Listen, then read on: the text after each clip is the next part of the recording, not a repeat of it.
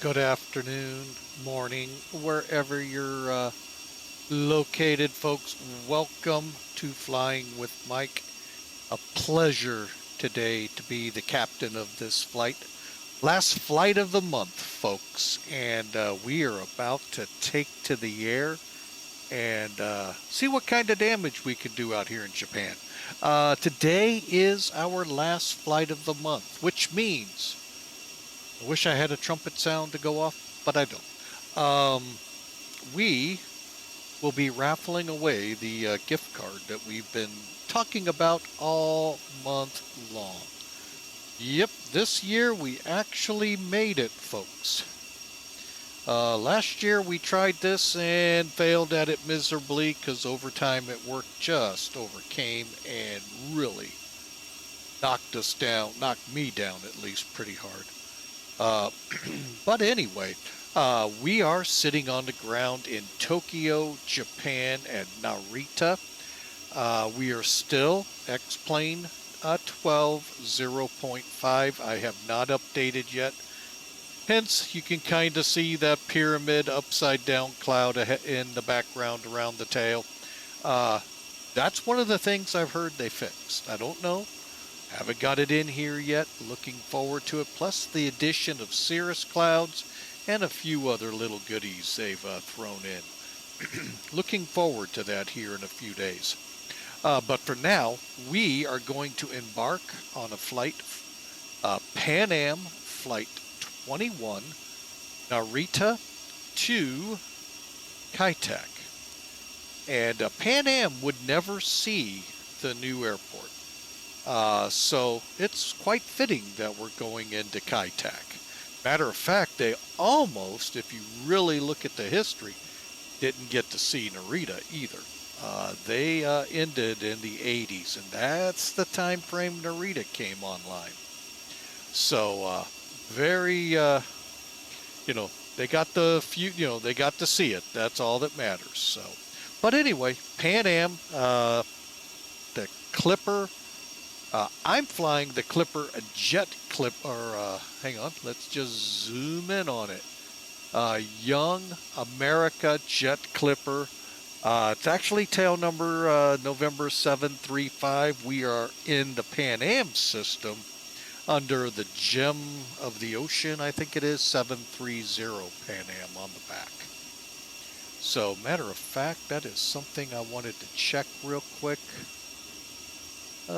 Where are you? There you are. Ah, good. We are recording over there as well. Good. So there it is, folks. The Clipper Jet America, or Young America. And I look forward. This is going to be fun. Interesting note. When I first planned the flight, they actually had us not on the IGS, otherwise known as the checkerboard approach. However, the winds are favoring it. So, as we get closer to Hong Kong, if Hong Kong centers up, we're not going to request or anything like that. We're going to come offline if they're telling me I got to go to 3-1. Not doing it. I am doing the approach. Winds are favoring it. They shouldn't have any problems. But that's one of those things with VATSIM, which the real world wouldn't even deal with because it's not there. I've heard rumor of them all, but now looking at it, I have no idea what they got planned for it. So, and one note from yesterday, Madeiras and La Palma are actually two totally different islands out there, one with Spain, one with Portugal. And I guess I got it all wrong. So my apologies out there. Hopefully the international disputes that I incurred and fired up have settled in the last 24 hours. If not, well, my apologies. So we are off, folks. Let's get up in the business end of the plane here and brief this out real quick. We use SimBrief or Sim Toolkit with SimBrief here to do that. Where are you? There you are. All right. Currently, we show ATC up. Again, we haven't filed any flight plans as of yet. We'll get those here in a moment. ATIS here in Tokyo. Oh, there is one. I was trying to figure out what the winds were here and finally found them. 180, it's at the end. I'm used to them at the beginning. So, all right. Anyway, for the most part, it's set up for those coming to, the little blurb for those leaving. See how they got that little blurb here and everything else deals with approach? Yeah. Oh, I'm sorry. They got two blurps. There's a departure frequency too. But anyway, I don't know what this is. Unless that's that one where they drop the gear like 200 miles out and drag it in so they can get all the ice out of it. I don't know. Yeah, they had a real couple of bad incidents when the aircraft would lower their landing gear. Ice would come out. Hey, Mr. Philadelphia is here in the house, and he again is in for another ticket. I got to add to the hat. Uh-oh. Where'd my list go? There it is. All right, where are you? My goodness, look at this. Man, I'm just putting marks all over the place for that man. Good. Welcome in, sir. Hope you're ready for this flight. This is going to be a fun flight, folks. If you're up for it, hey, we'll be on VATSIM. Just got to give me a couple minutes. We are going to try this as a group flight. Being a Thursday, I get it. Y'all are at work. And we'll get what we get in the skies if we get anyone but me. So, but anyway, so the weather here is not actually too bad. 24 degrees Celsius. Look at that. They even got ours in here, 299. So, looking like a pretty day here down in Hong Kong. Duh, they aren't going to have one for there. Doesn't exist. So let me pull up the next best thing here, folks. Sky Vector over here to Hong Kong, Chaplacock, and they are winds out of, well, now the winds are beginning to get unfavorable for us. They are now 250 at 4. Good that they're low. They'll probably still land the 7s, which means we'll get the 1-3. But now things are getting a little dicey as to whether or not we'll get in there or not on the 1-3 on VATSIM. If I'm flying, I can go to any runway I please. But anyway, weather is 250 at 4 for the winds, unlimited visibility, some pesky clouds at 3,000, bit warmer at 29 degrees Celsius, and a QNH of 997. But according to them, nothing significant in the area. Although,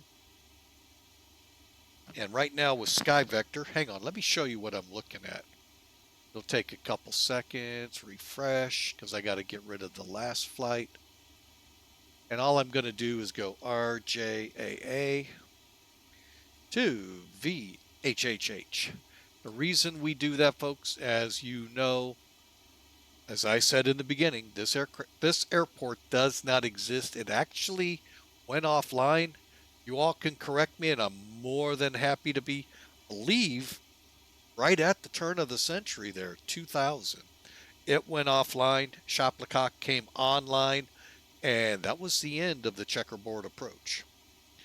Now, there are reasons for that, folks. Very solid, sound reasons. They really did need to move. One, it was becoming and was at the time an extremely busy airport, especially for cargo. Passengers were also kicking up. Cathay was really kicking in gear. I mean, Hong Kong was becoming, as you see today, folks, they now have 3 parallel runways. There's no room where they were for even a parallel runway. So that was part of the move. The other was safety.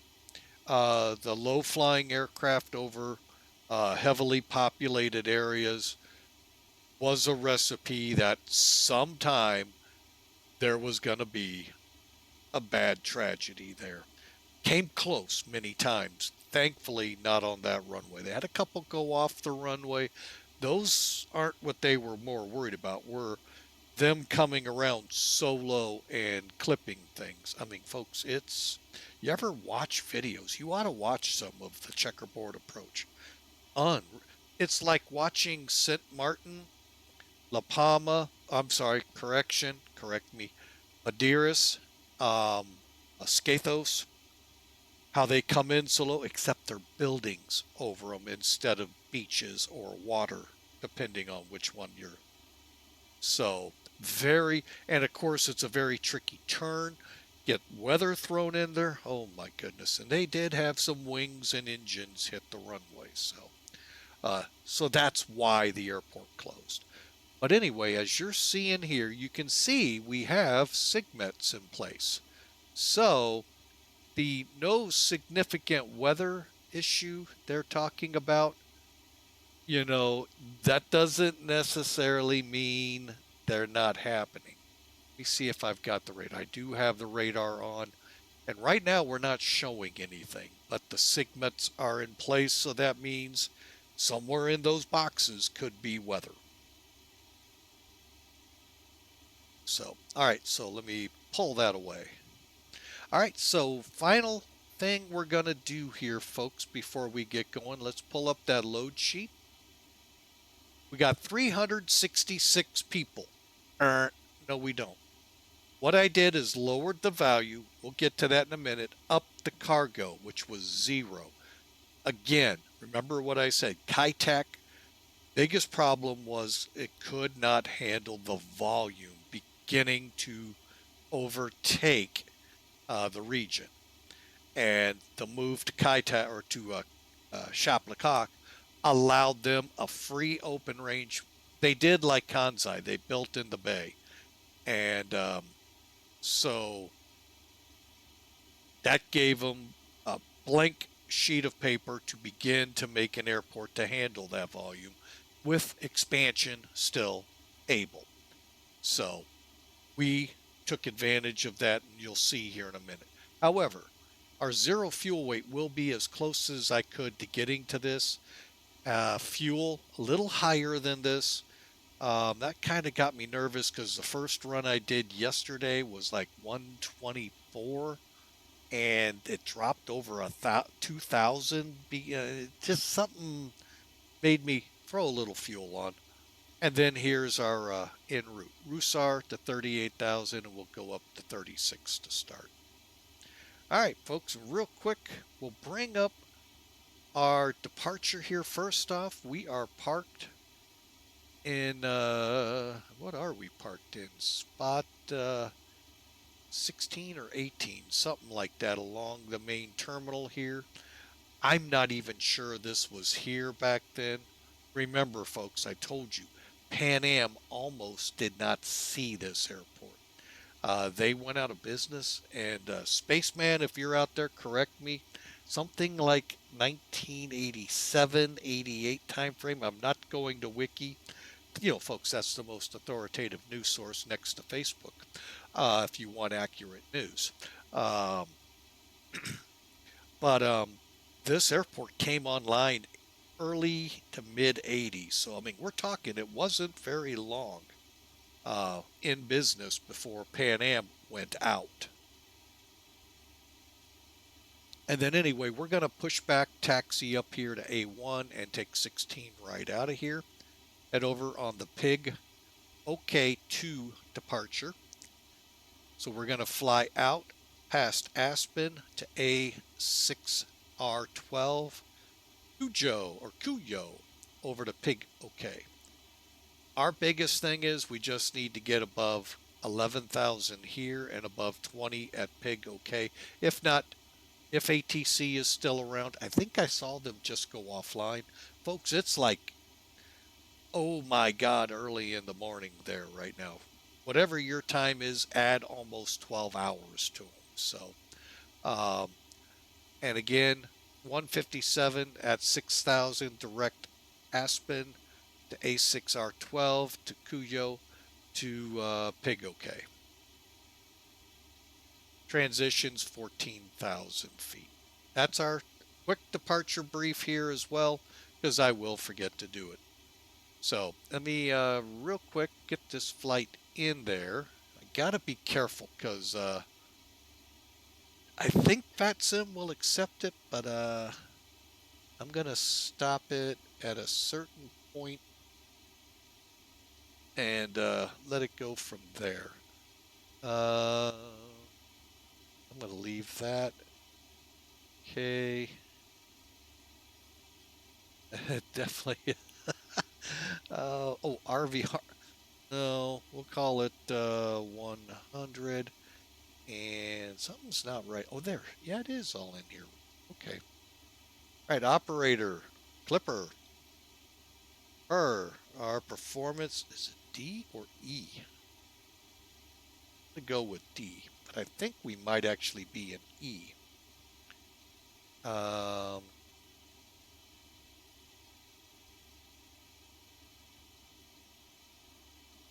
right, and filed. Go ahead and come online. Clipper 2-1, so we are a type 7-2. All right. Okay. Now, as you saw, our Philadelphia idiot here, he did the exclamation mark ticket. Folks, this is your last chance to get into the raffle to win. We have a $50 Amazon gift card we're going to give away at the close of the stream here today as a thank you from Flying with Mike for your being part of it, be it followers, be it subscribers, be it those that just bounce in, bounce out. Folks, you're all important to the stream. We thank you. We love you. Thank you for being here, helping us become an affiliate, because it's not this idiot behind the wheel that made the um, stream affiliate. It's you all. And that's what this is all about. All I did was just fly an airplane and talk, but you all came in, you watched, you interact, you flew in some of the flights.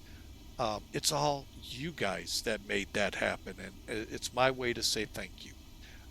The aircraft we're flying today is because of our subscribers. Um, they and the money they pay monthly to the stream helped me to be able to purchase the Felis 747.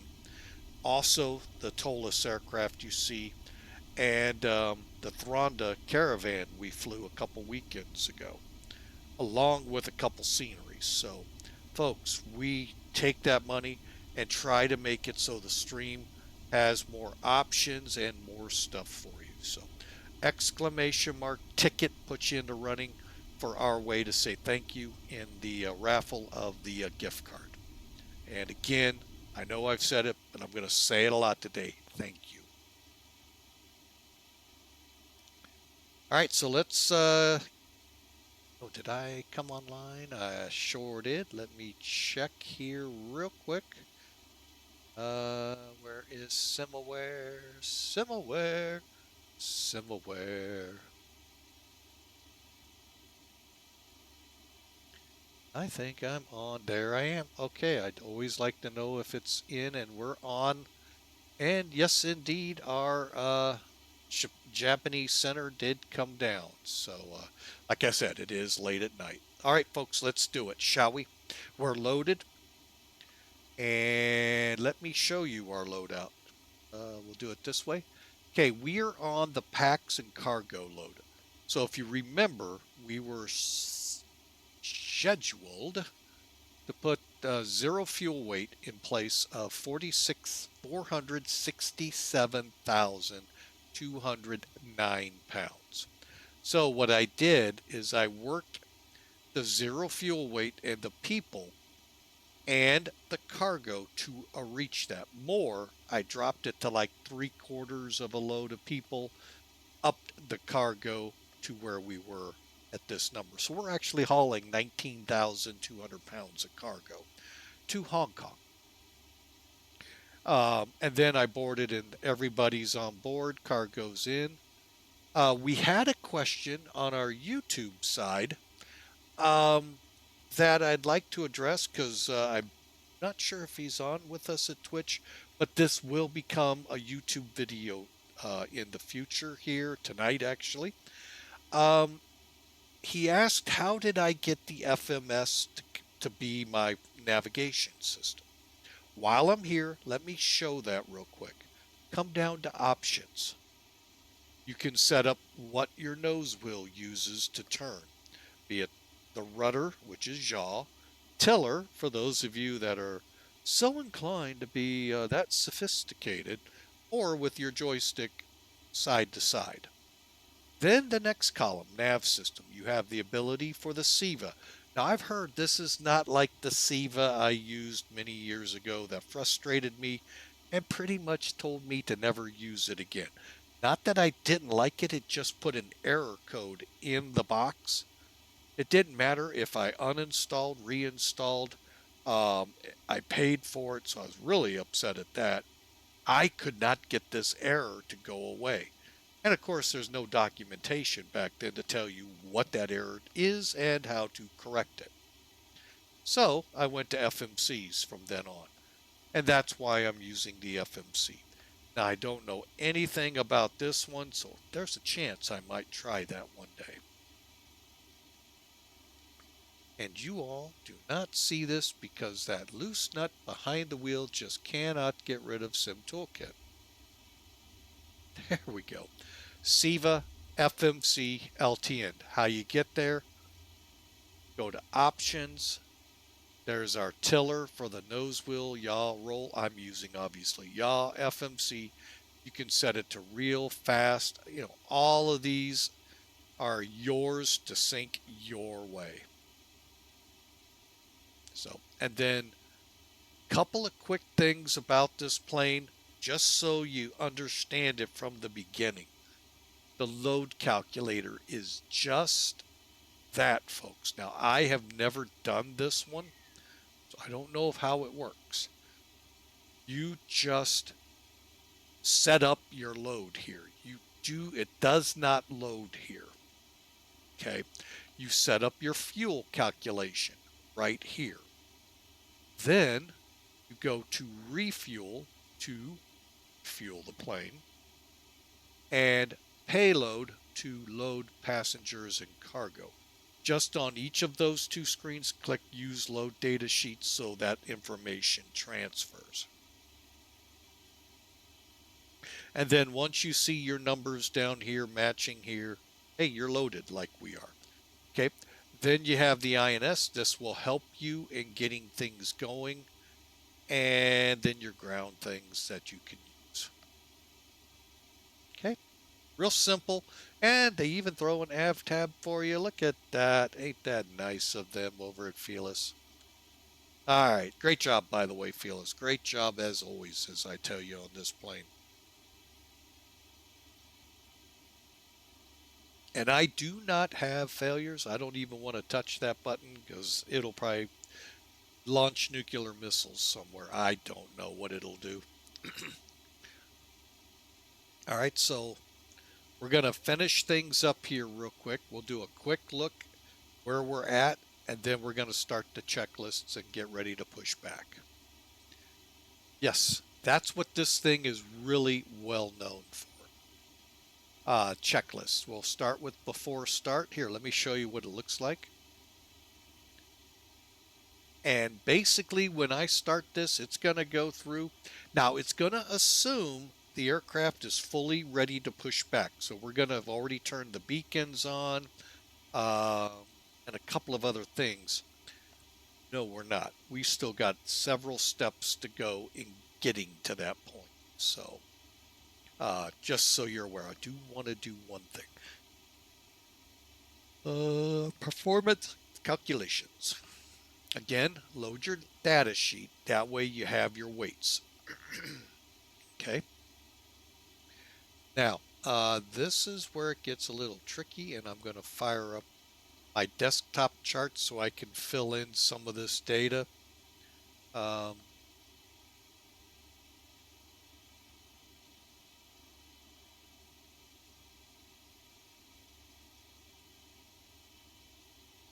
Hang on a second. Something doesn't seem right.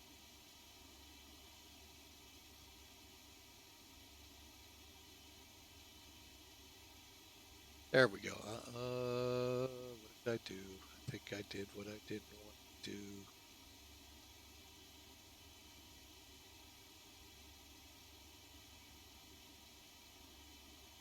Oh, we'll just go with that. All right, airport.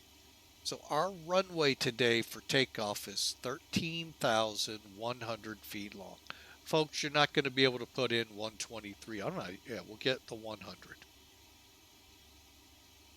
Okay. Airport elevation, 135.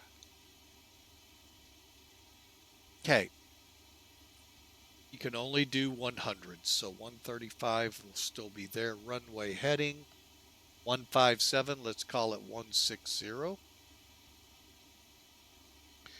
And we're not going to worry about the slope, and it's dry. Temperature,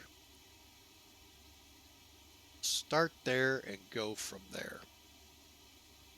I'm just going to pull up Sky Vector and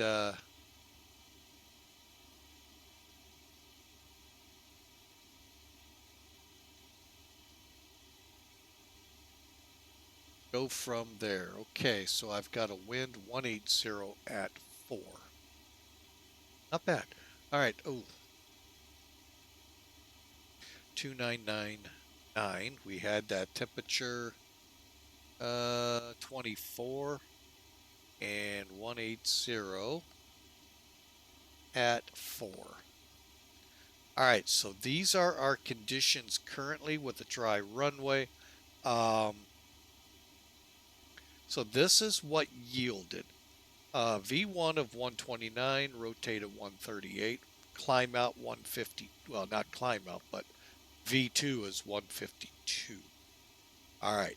So when you click speed bugs or set, it is going to set your V1, your VR, your flaps 10, 5, 1, and up. Now we're set for flaps 10. If I go to flaps 20, I need less runway. By the way, and Felis, I don't mean to be a little sarcastic. I think these numbers are way off on the amount of runway needed for takeoff. Now, I know I don't have a lot of fuel, but I had a lot of fuel to Tokyo, and it only used 3,500 feet of runway. And no, these airplanes take more. So I don't know what the configuration field would be, but something seems that's just either too much power or I don't know what it is. It's that just seems way off, because at our airport, these guys would well, we had 3 of them the year we were deploying for Afghanistan, and they left fully loaded for Europe, and they ate up every bit of 7,000 to 9,000 feet of runway. So I don't know either. Like I said, be a loose nut behind the wheels, not doing something with the frats, or maybe there's too much power or something involved. I don't know. So, but anyway, great. It's still a great plane, folks, and it's going to make you work. I'm about ready to see it here in a second. Okay, our initial pitch 17 trimmed to 30.8. We'll do that here. And our optimum climb after 10,000 is 305. So let's go ahead, just leave that up for now. All right. And I think ready. Actually, I can't, because I got to go to the checklist. Start. Before start, checklist, please. Gear lever and lights. Down and check. Brakes. Parked. Start levers. Off. Radios. On and check. Flight control, hydraulic power. You love me! You really love me! Done. Spaceman 634 just subscribed for 20 months. Hi Mike. Hey, Spaceman, thanks for the resubscribe. We really appreciate it. Now they're waiting on me for something. What did I do wrong? Oh, yeah, I didn't put that in nav yet. I looked. Oh, way. Check in nav. Compasses. Slaved. Window heat. On. Seatbelts and no smoking. On. Emergency lights. Armed. Exterior lights. Okay, remember how I said, folks, it's looking for you to be ready to push back. It's looking for the beacon. Check. Flight instruments. Check. Altimeters and clocks. 1015 set and cross check. Radio INS switches. Radio. Radar and transponder. Standby. Indicator lights. Check. Engine and wing anti-ice. Off. Stall warning. Check. Mach airspeed warning. Check. Auto brakes. Check and off. Body gear steering. Arm. Anti-skid. On. Autopilot and flight director. Check and off. Takeoff warning. Check. Auto flight enunciators. Check. GPWS. Check. Instrument warning. Check. Flight director computer selectors. Check. Instrument source selectors.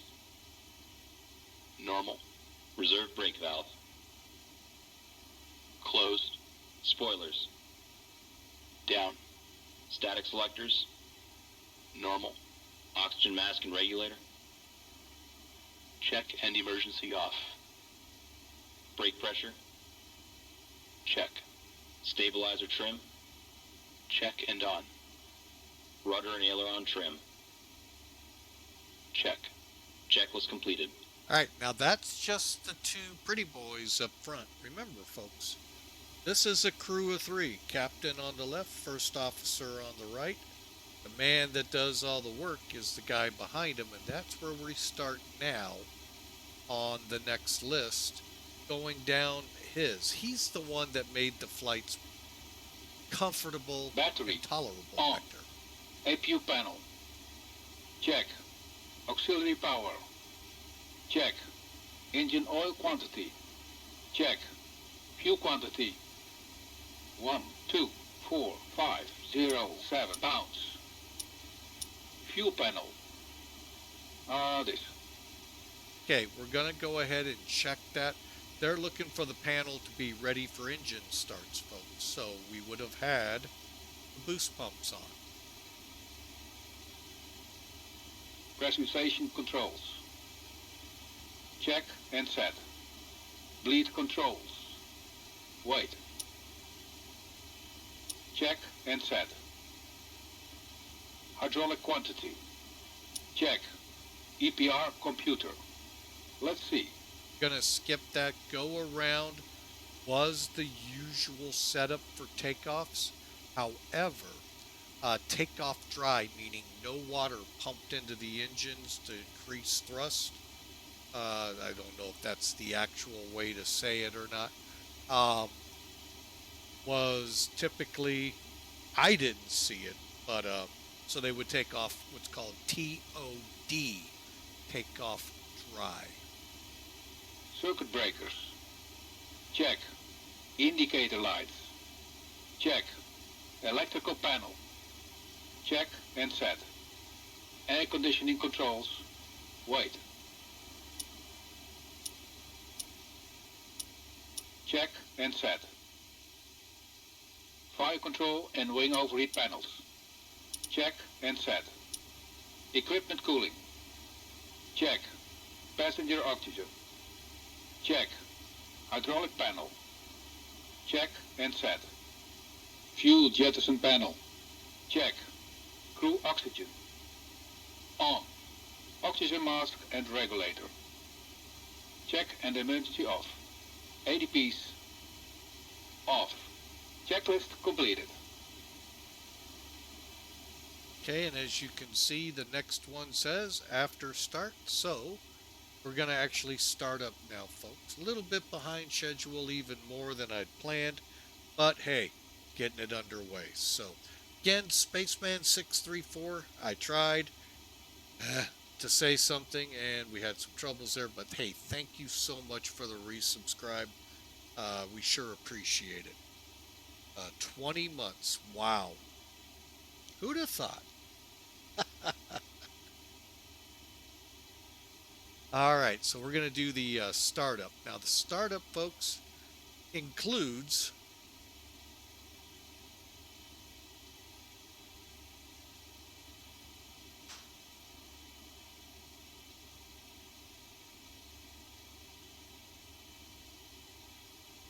all right, just protecting the computer here, folks. Hello.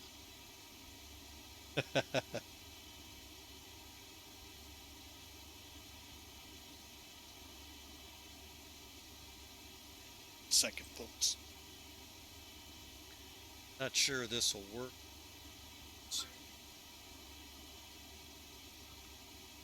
All right, so we have the junior co-pilot on deck. So mind your P's and Q's. No, no, seriously. So she's wandering about at the moment in the process of getting to lunch. And we're going to get started. As I was saying, to start this plane, we're going to turn the packs off. The APU is already up and running on the generators. The bleed air's on. And we go ahead and turn our... Take a look at this, make sure I'm turning correct. So the flight attendants can finish getting ready. Let's go ahead. Off.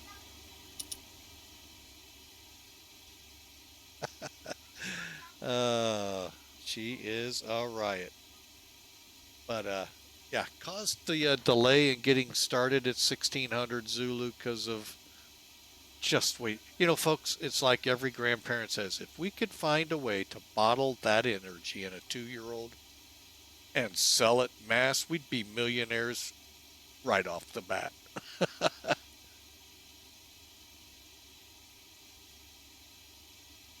All right, so we got everything set here. The other thing we'll do, beacon's coming on.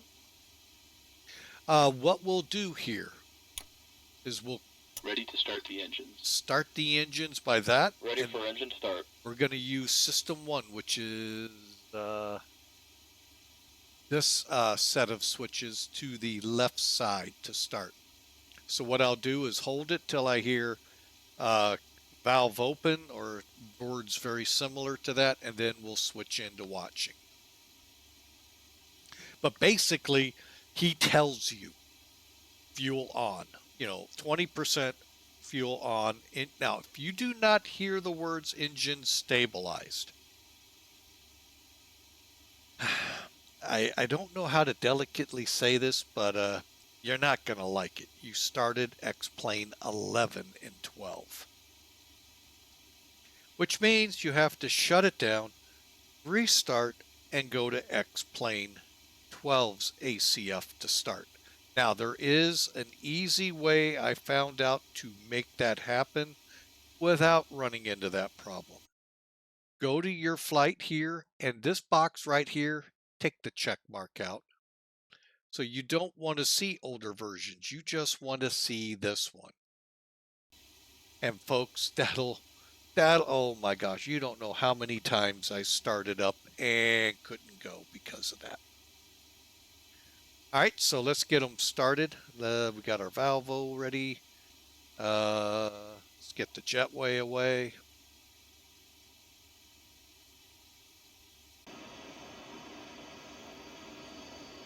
Take a look out here. Oh, we're still hooked up to the panel, to the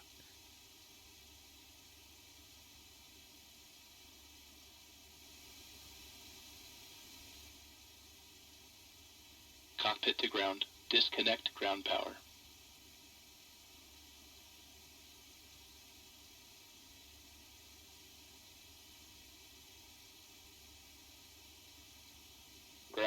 disconnected.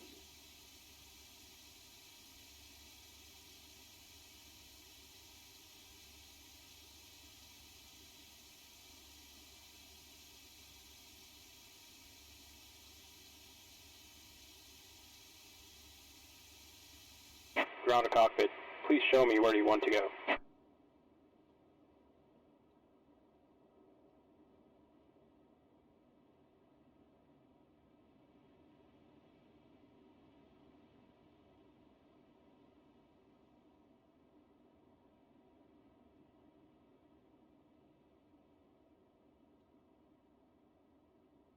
Ground to cockpit. Tow is driving up.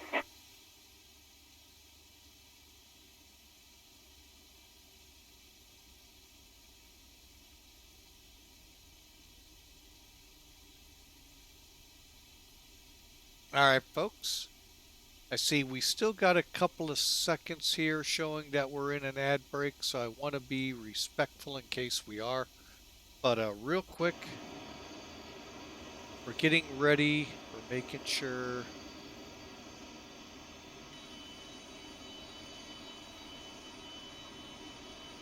Oh, I just put the jetway back up, so hang on.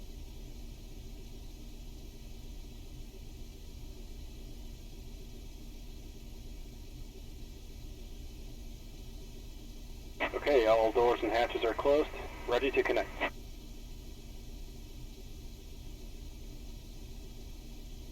Cleared to connect. Push us back facing north. Okay, jetway's definitely away now.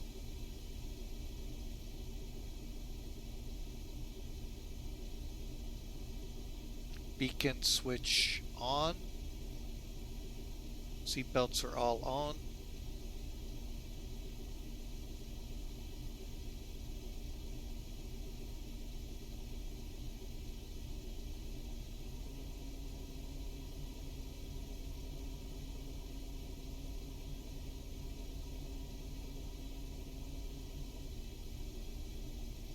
Tow connected and bypass pin inserted. Release parking brake. Ladies and gentlemen, this is your captain speaking. On behalf of the entire crew, welcome aboard the Boeing 747 Classic. We will depart shortly after we have our clearance and the cabin crew is finished with their preparations. For now, I wish you a pleasant flight, and I will be back during the flight with further flight information.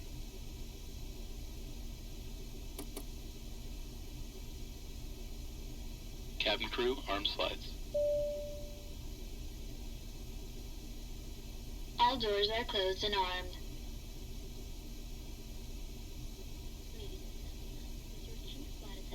And on behalf of our captain and the entire...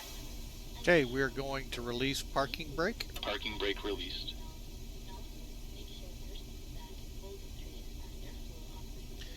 However,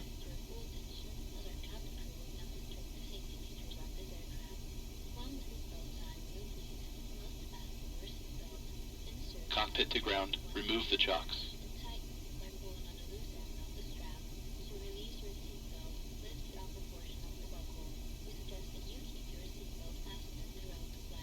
Starting pushback. And you may start engines.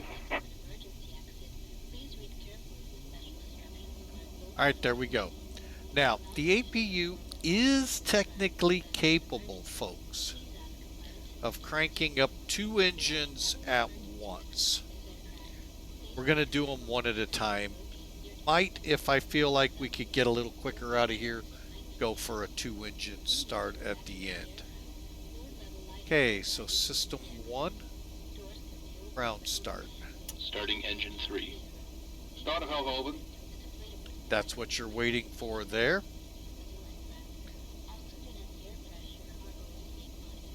And then you're waiting for end 1 here, or is that end 2? I think it's end 2 to get to 20.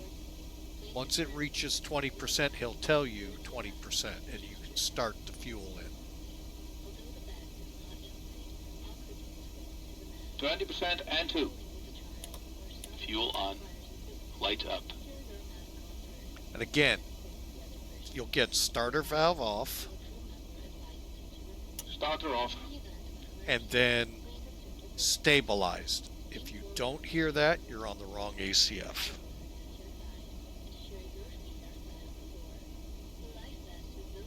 Engine stabilized.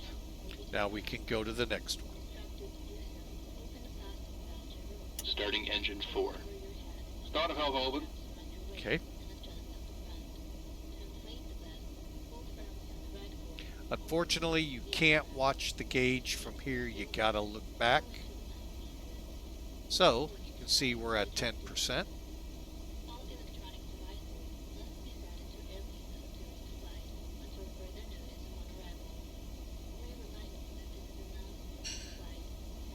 %, and 2. Fuel on. Light up.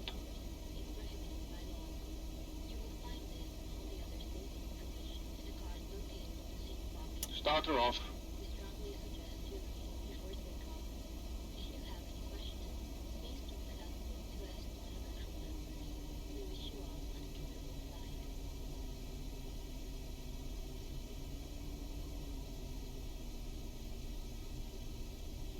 Engine stabilized. Alright, let's do a 2-engine start, shall we? Starting engine 1. Starter valve open. Starting engine 2. Starter valve open. Just a little slower, takes a little bit more air to turn both starts. Operation complete. Set parking brake. Okay, Parking brake set. and it'll be Disconnecting tow. Stand by. engine 1, then engine 2. 20% and 2. Fuel on. 20% and 2. Light up. Fuel on. Light up. Starter off. Starter off.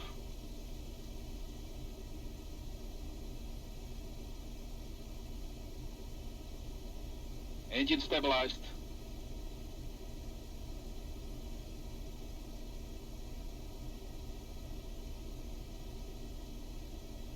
Engine stabilized. There you go, folks. All the engines are fired up. And close that. Set up there. We're all set there. Tow is disconnected and bypass pin has been removed. Hand signal on the right. Well, see you next time and have a safe flight. Alright, we just basically set up engine 1, 2, 3, and 4 generators to connect to the bus. And connect the, I forget what that's called. The split system, so it's all in. We're off the APU, folks.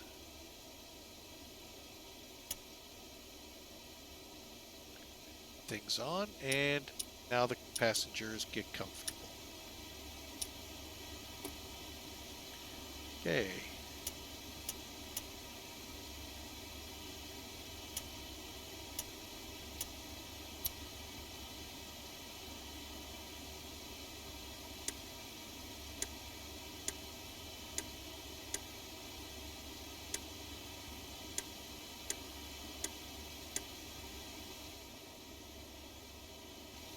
Ooh, I could have had those shut down real quick.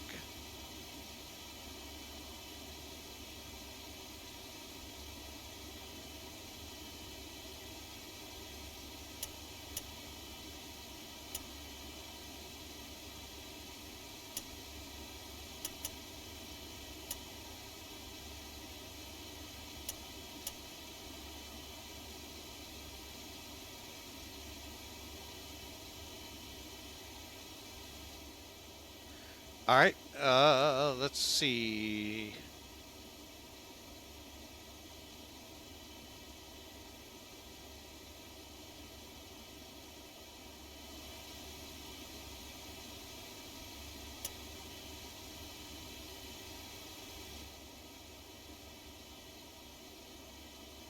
After start checklist. Flight recorder. On. Start switches. Off. Beacon lights. On. Brake pressure. Check. Start levers. Idle detent. Engine anti-ice. Off. Electrical panel. Check. Pack valves. Open. Dual warning lights. Out. Hydraulic panel. Check. Flight recorder. After start checklist completed. Flaps 1.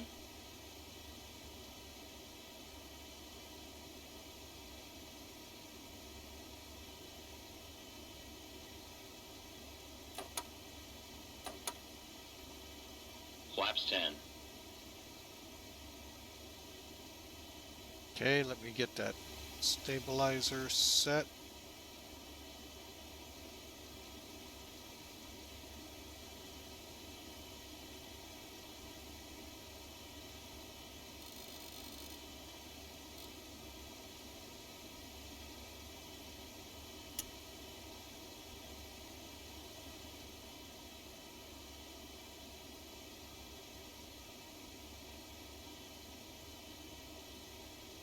Taxi checklist, please. Flaps. Flaps 10. Flaps 10. Parking brake released. Takeoff data, EPR and airspeed bugs. Set and cross-check. Stabilizer trim. Set in green band. Probe heat. Damn.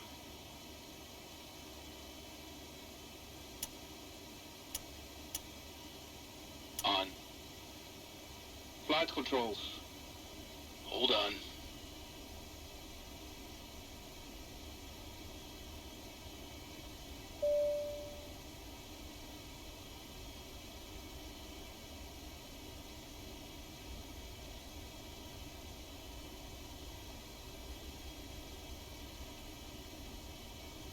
Check.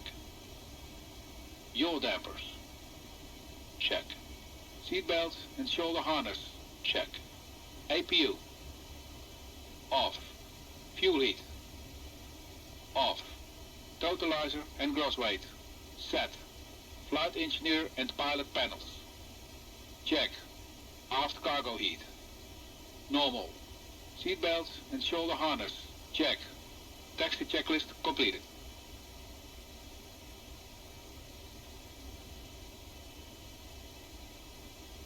Okay, you saw me doing a lot of things there while we're taxiing because I wanted to get us rolling here, folks. Still got a little ways to go to get up to the runway. We'll head for the taxiway off this one, and then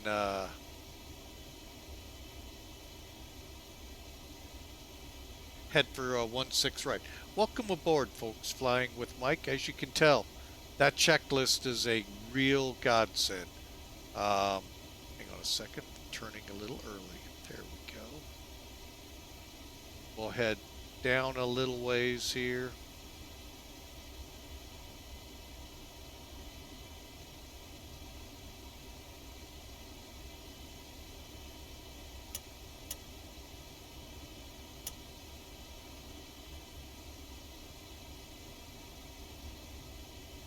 Then I'll get everything else up and ready to go.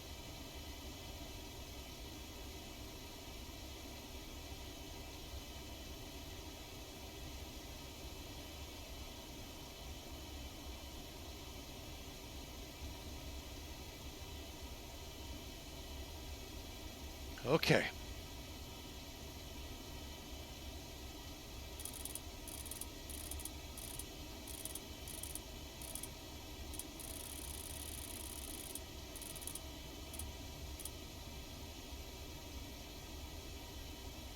Okay, looking at our departure, it is 57.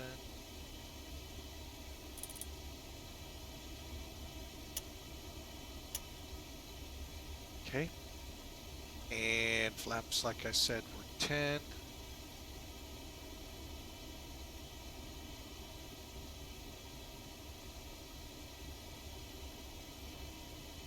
All right, and get the Narita VOR up here. 17.9.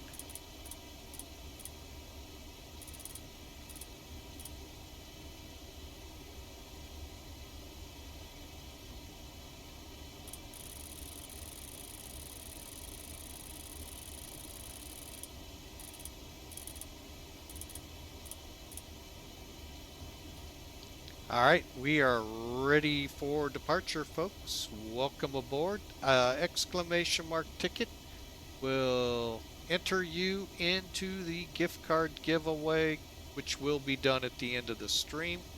You don't have to be present, folks. I'd love to have you, but you don't have to be to win.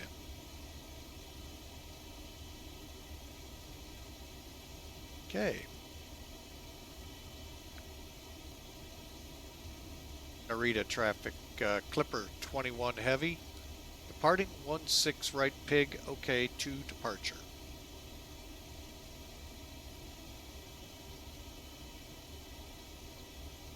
And if I'm pronouncing it wrong, folks, that's just the way it looks to me, and it looks good that way.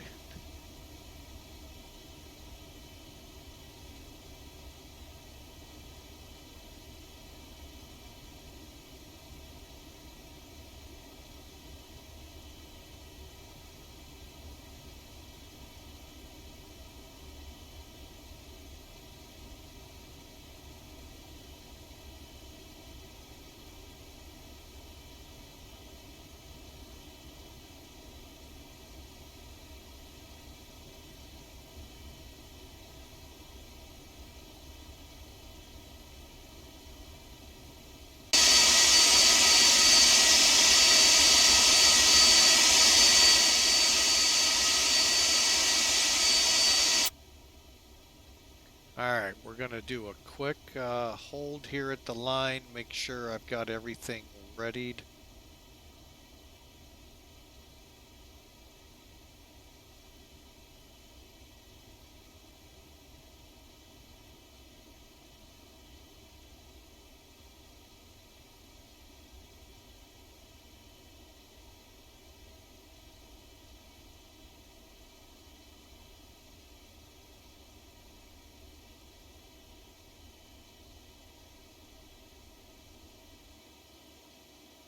Okay, real quick,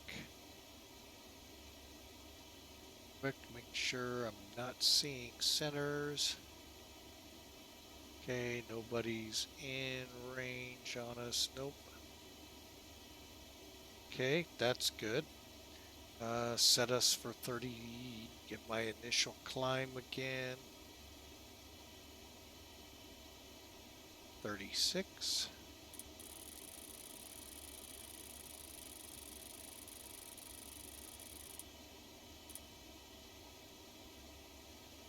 All right, here we go, folks.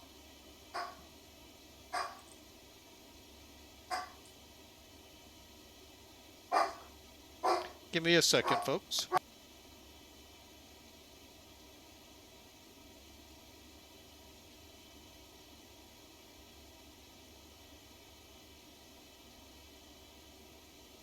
All right, folks.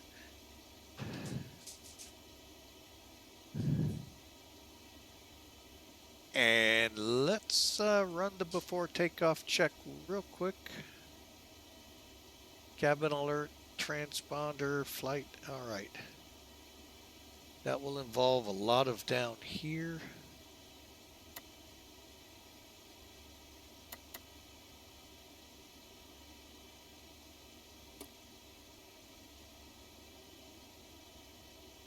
Here we go.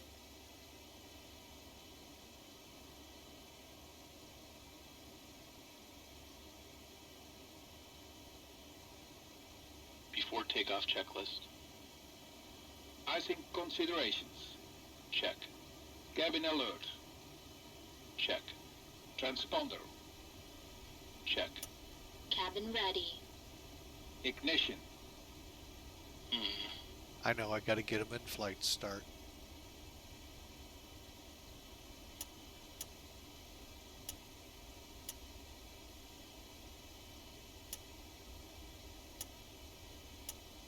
Flight start. Body gear steering. We're going to Hold hold right there. Reason being, I need it to make the turn. What is body gear steering?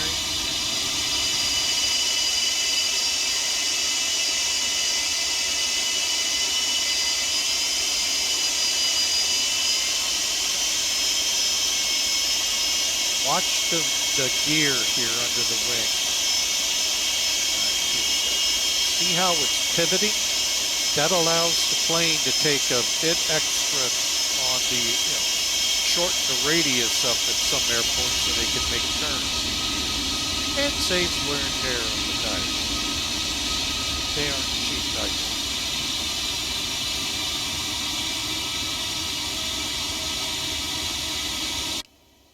Okay, packs need to come off now.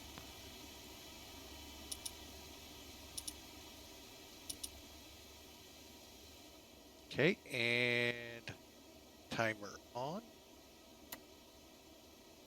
And here we go. Body gear. So basically what you'll do here, folks. Disarm. Pack valves. Closed. Pressurization mode selector. Auto. Fuel boost pumps.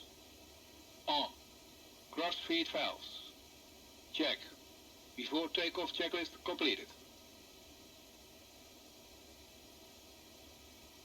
Yeah, just check in. They all look good. Let's do it.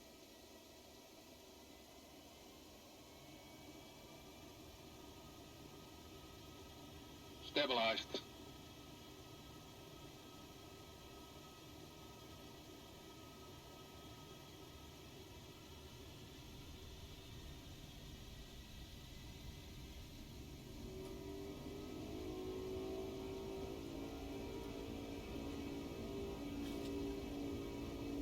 Thrust set.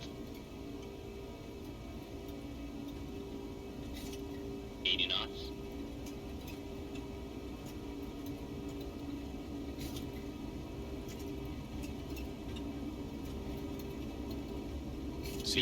See what I mean, folks?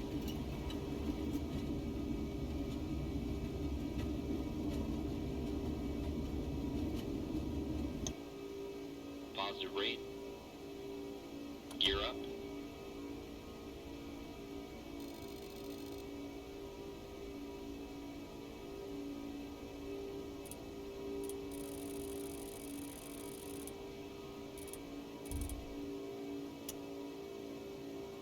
Gears up.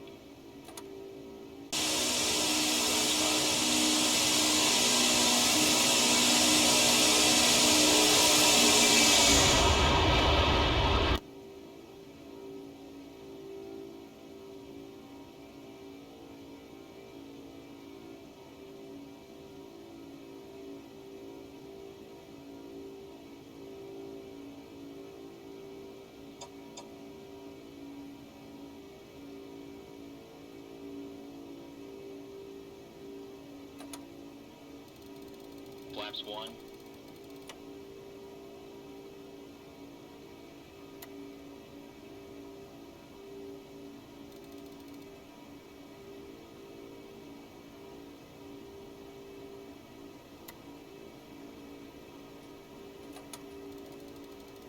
Flaps up.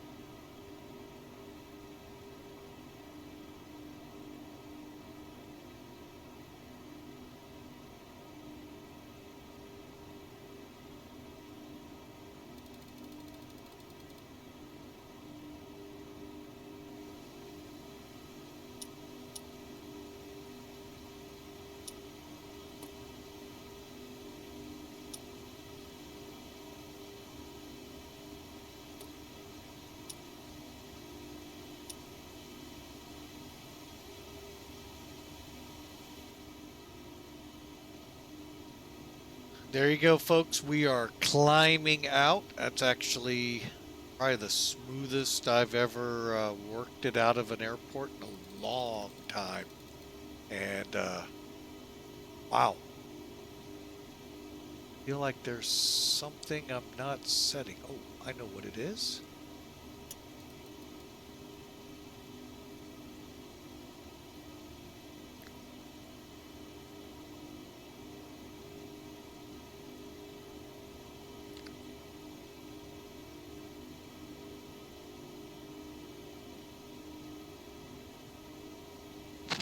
All right, so we're getting to Aspen right now. We've got everything, so let's do our after takeoff, shall we?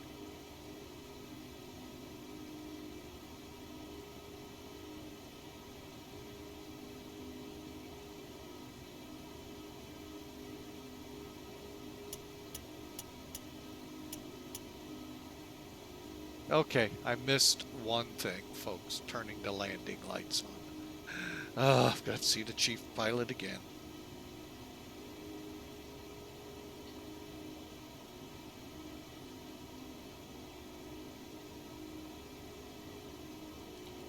Climb.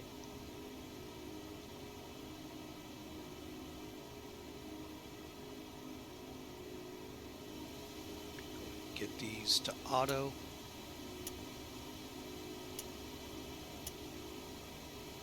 Packs are on. We're going to go ahead and run it. After takeoff checklist. Gear lever. Off. Landing and logo lights. Hold on. Not until we cross 10,000 feet, folks.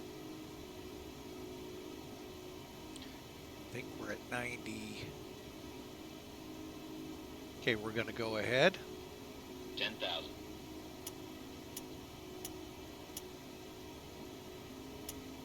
Off. Ignition. Check. Seatbelts and no smoking sign. Check. Back valves. Open. Fuel heat. Auto. After takeoff checklist completed.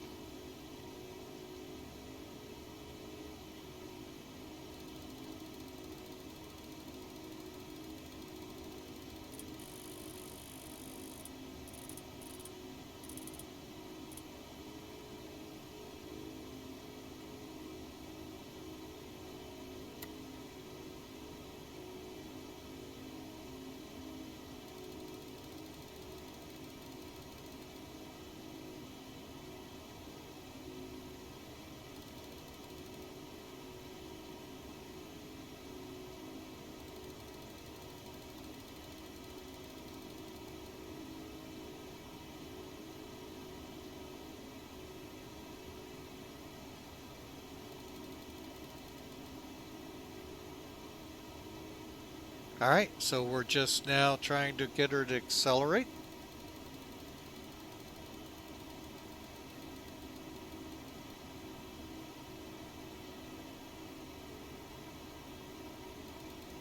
There it goes.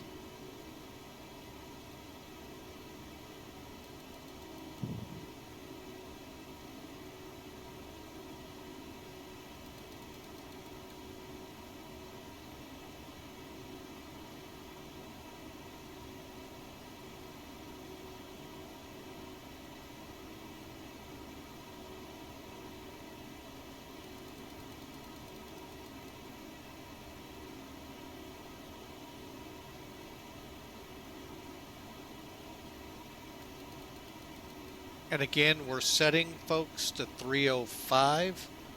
That way, that's our optimum climb number. And again, we're just going to switch this to VS.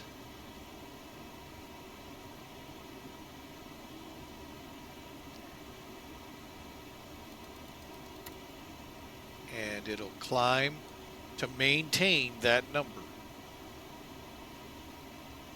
Just went on.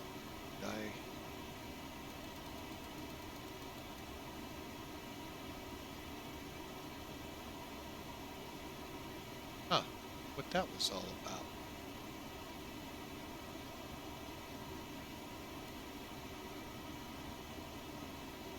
All right, folks, so we are now climbing out.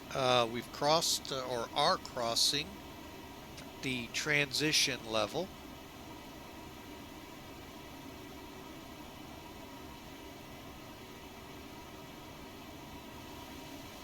And let me set my pressure here.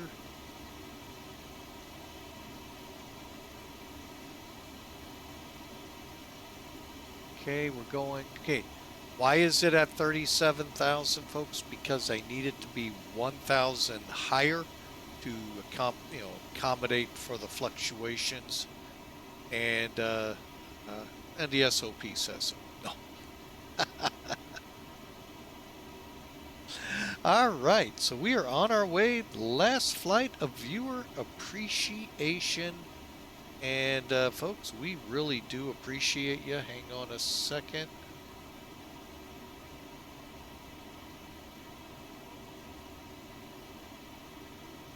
There we go.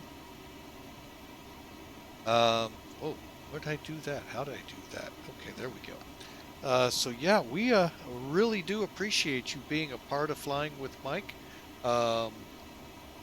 Spaceman for 20 months of subscription. We appreciate that. Folks, at the end of this flight, we're going to raffle off a $50 gift card to Amazon.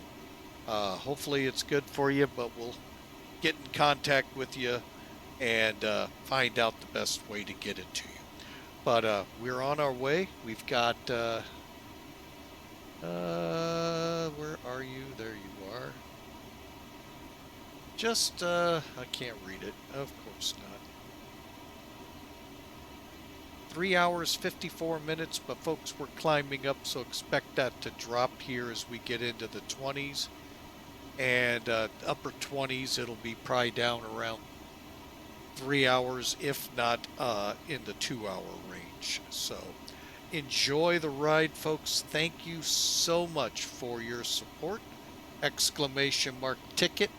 Get you in the running for that gift card. And folks, you could have registered on every stream.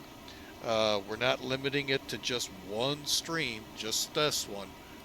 All of them that was capable of. We got a gentleman that did, so thank you again for that.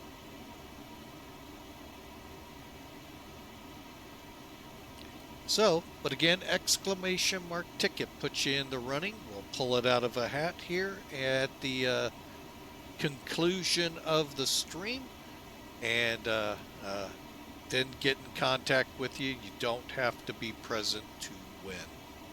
So again, thank you so much.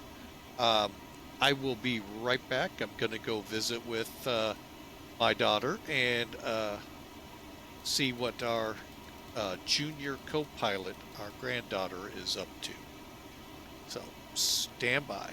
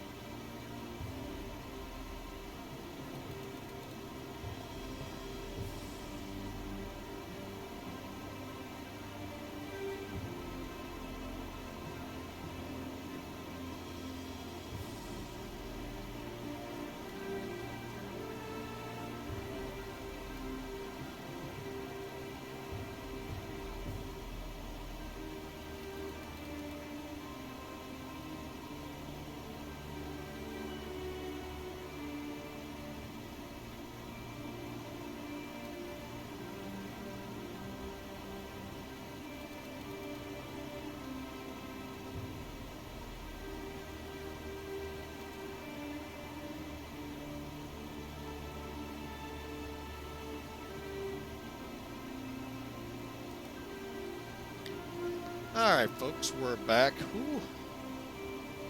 Sometimes just exhausted being around the 2-year-old. And, wow. What do we got here? Sin Yusuk, 68. Thank you, sir, for the tip of $6.90. Appreciate you, sir. Thank you. Welcome aboard. And looking forward to many times. Thank you for the dono there. All right, we are a little fast here, so we'll get into mock here.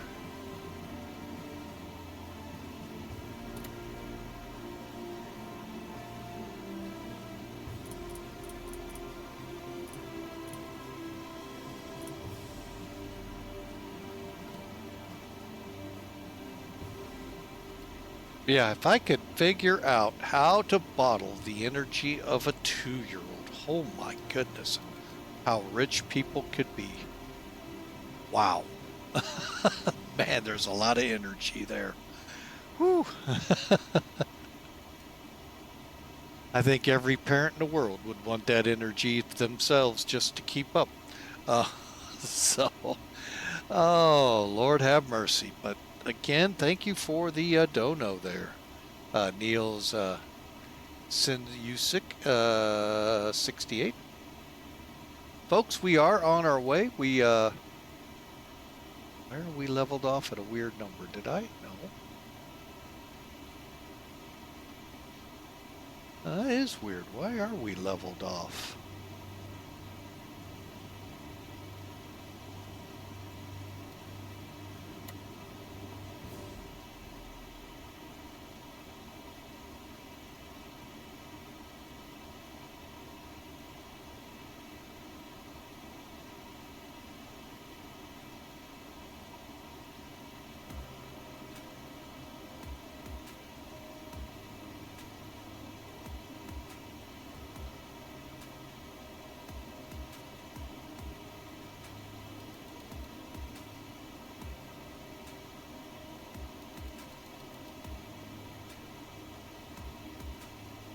All right, we'll get a little bit of a climb going again. I don't know why, unless clicking it over to mock did that. Oh, probably did.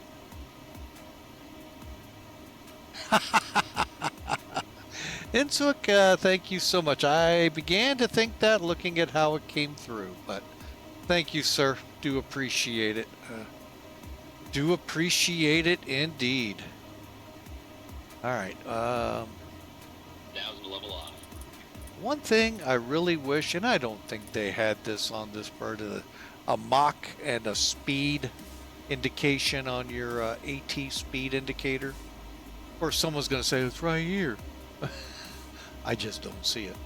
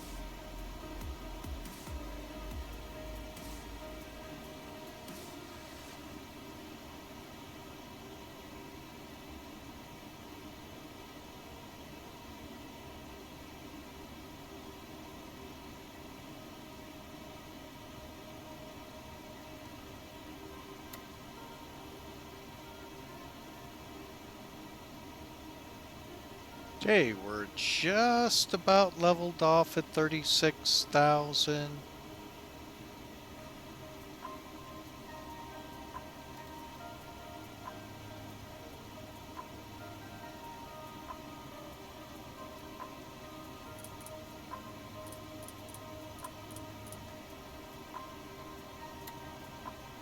Going to cruise and hold. Alright, so we're in altitude hold at 36,000, and I don't know why the speed gauge is so out of whack. That is weird. Alright, so folks, again, it's a viewer appreciation month and the final day of it stream-wise. And it's been a great 2 years. Looking forward to another year here, folks. Can't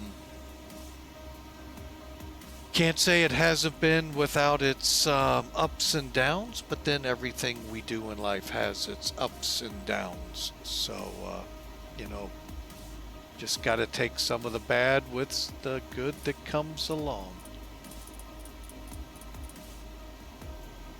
Oh wait, now we're down too slow.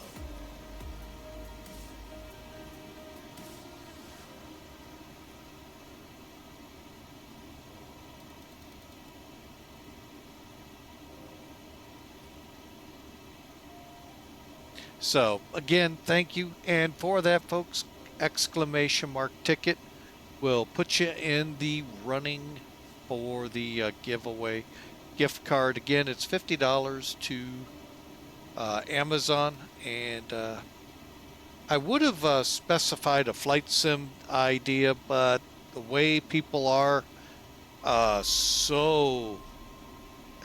it's actually becoming very turbulent to talk about sims out here without getting people's in a tuss. So, you know what? I decided we'll just keep it neutral then and go Amazon. And you can get what you want. Alright, and then I really can't wait to see this when it comes out. Well, when I download and run it. The new update is in beta. It's available by clicking the installer. Install the update. And then you can see the improved clouds and hopefully cirrus clouds. That was one thing touted back in May, I think it was. And we're hoping to see that now.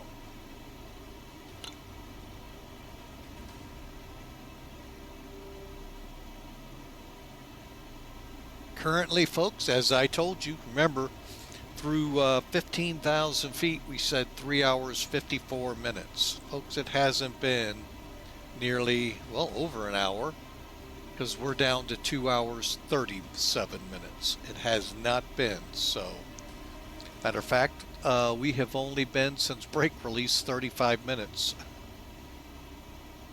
So, and that's because once you get into the altitude, your speeds come up, and that's why. And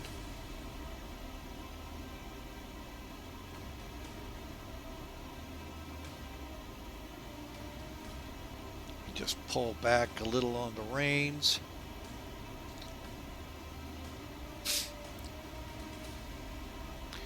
So, next month, I have no idea. No idea where we're going to start, where we're going to resume from. So we'll just kind of play it by ear to see where we starting next month. But today we are headed to Kaitak, and let me before it happens,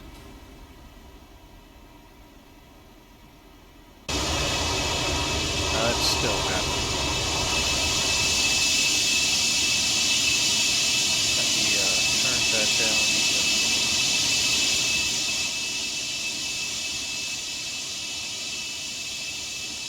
But we're flying down the coast of Japan, folks. Actually, I think we probably already have Fuji on our way to Kaitak.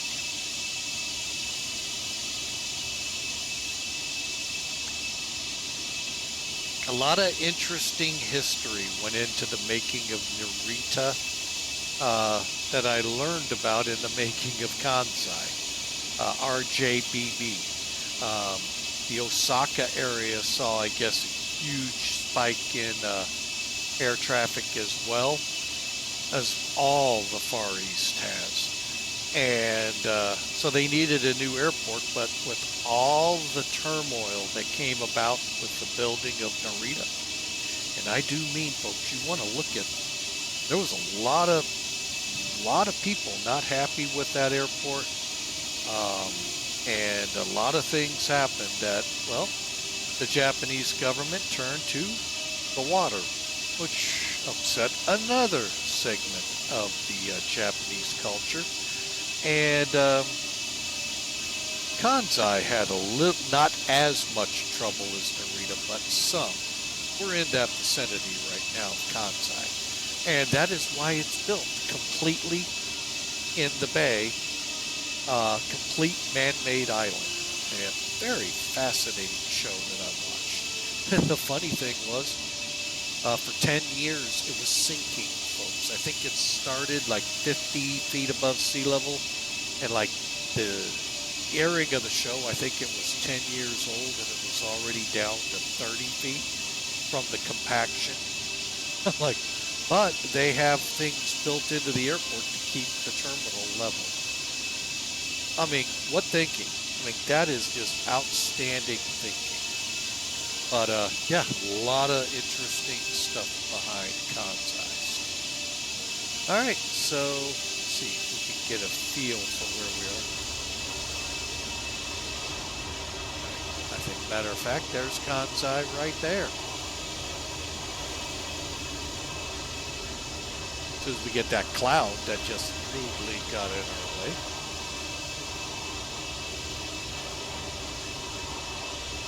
So, well, folks, we are in a commercial break. We're getting ready to.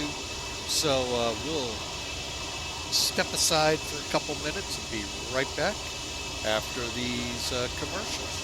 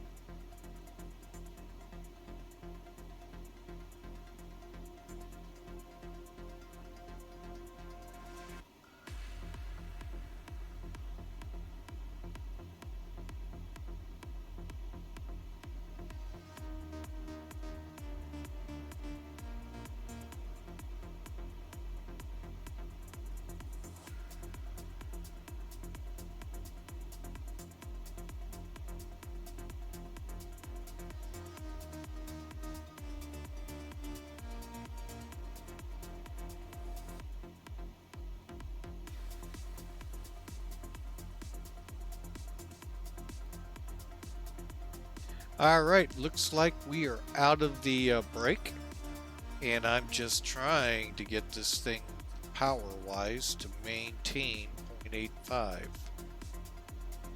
It's really weird why this speed gauge will not hold.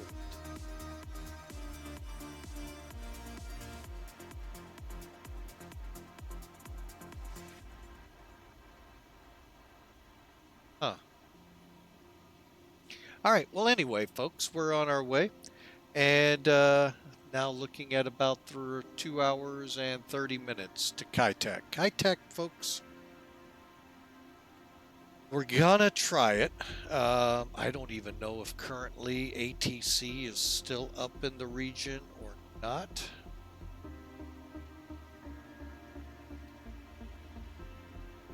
Oh, now that's not good.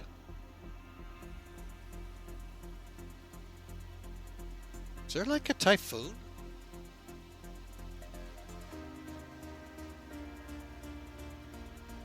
Hang on. Let me check these SIGs that are out down here.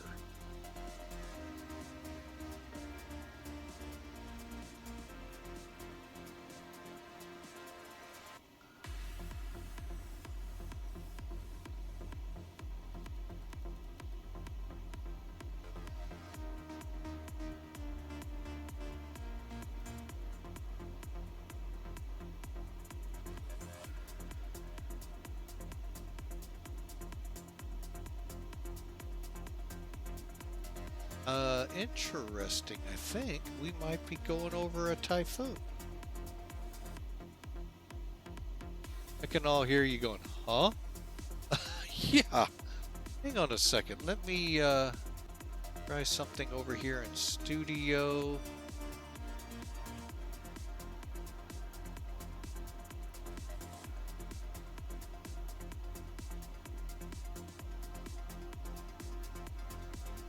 Bear with a second. Okay. Got what I want there. Let me come back to normal. Let me bring up this and you decide. All right, current map headed to Hong Kong. This is what I'm talking about right there, folks. Take a look at some brief. Problem is, I think that's a typhoon of some kind. Holy mackerel. Go figure I'd be on hurricane hunt mission. Well, that's where we're headed, folks. Well, Hong Kong's right here. So we got to top this. Oh my goodness. We'll see how this actually looks when we get to it. Wow. So that's what all the SIGs are about, folks. Holy mackerel.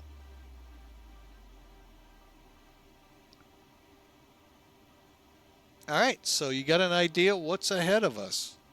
Fun times. I'm trying to look up on the internet as well any kind of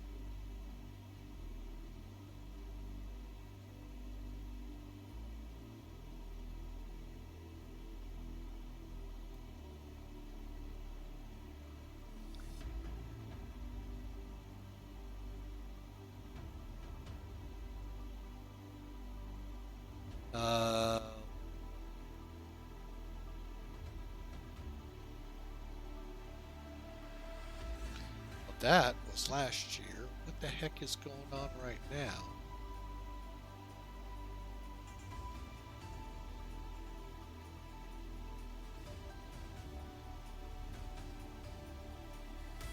Wait a minute.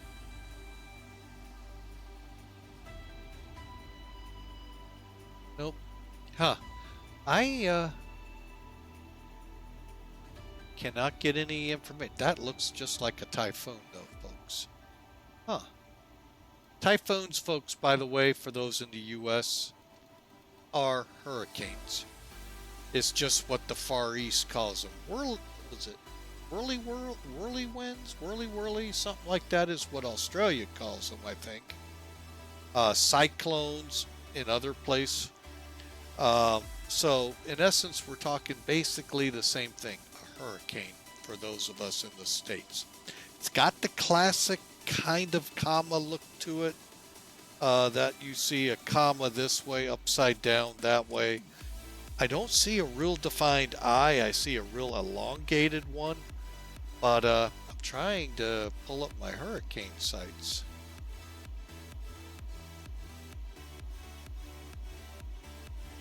Let me see if oh,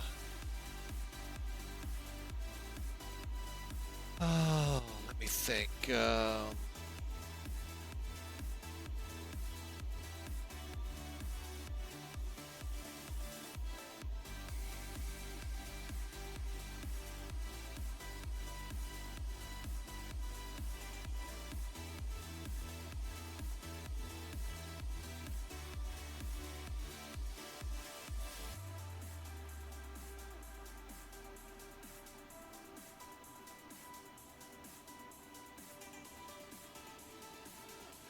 They certainly do. It's called DOKS Surrey. Doke Surrey. That is what we're going to fly over. Holy mackerel. Huh. They also have a depression out in the Pacific. Boy, it looks active in the Pacific too. They got one back towards Micronesia and the Marshall Islands. Guam looks like something south of them. A couple of more west or east of the Philippines, and then of course this lovely one headed into, wow, bit on the active side over on theirs. So there you have it, folks. We will be overflying a typhoon. Oh, I should have got the numbers on it to see how strong. Oh well. Hopefully it won't be a factor. If anything, we'll have to maybe do a couple circles in our descent. But that's fascinating. Very, very fascinating.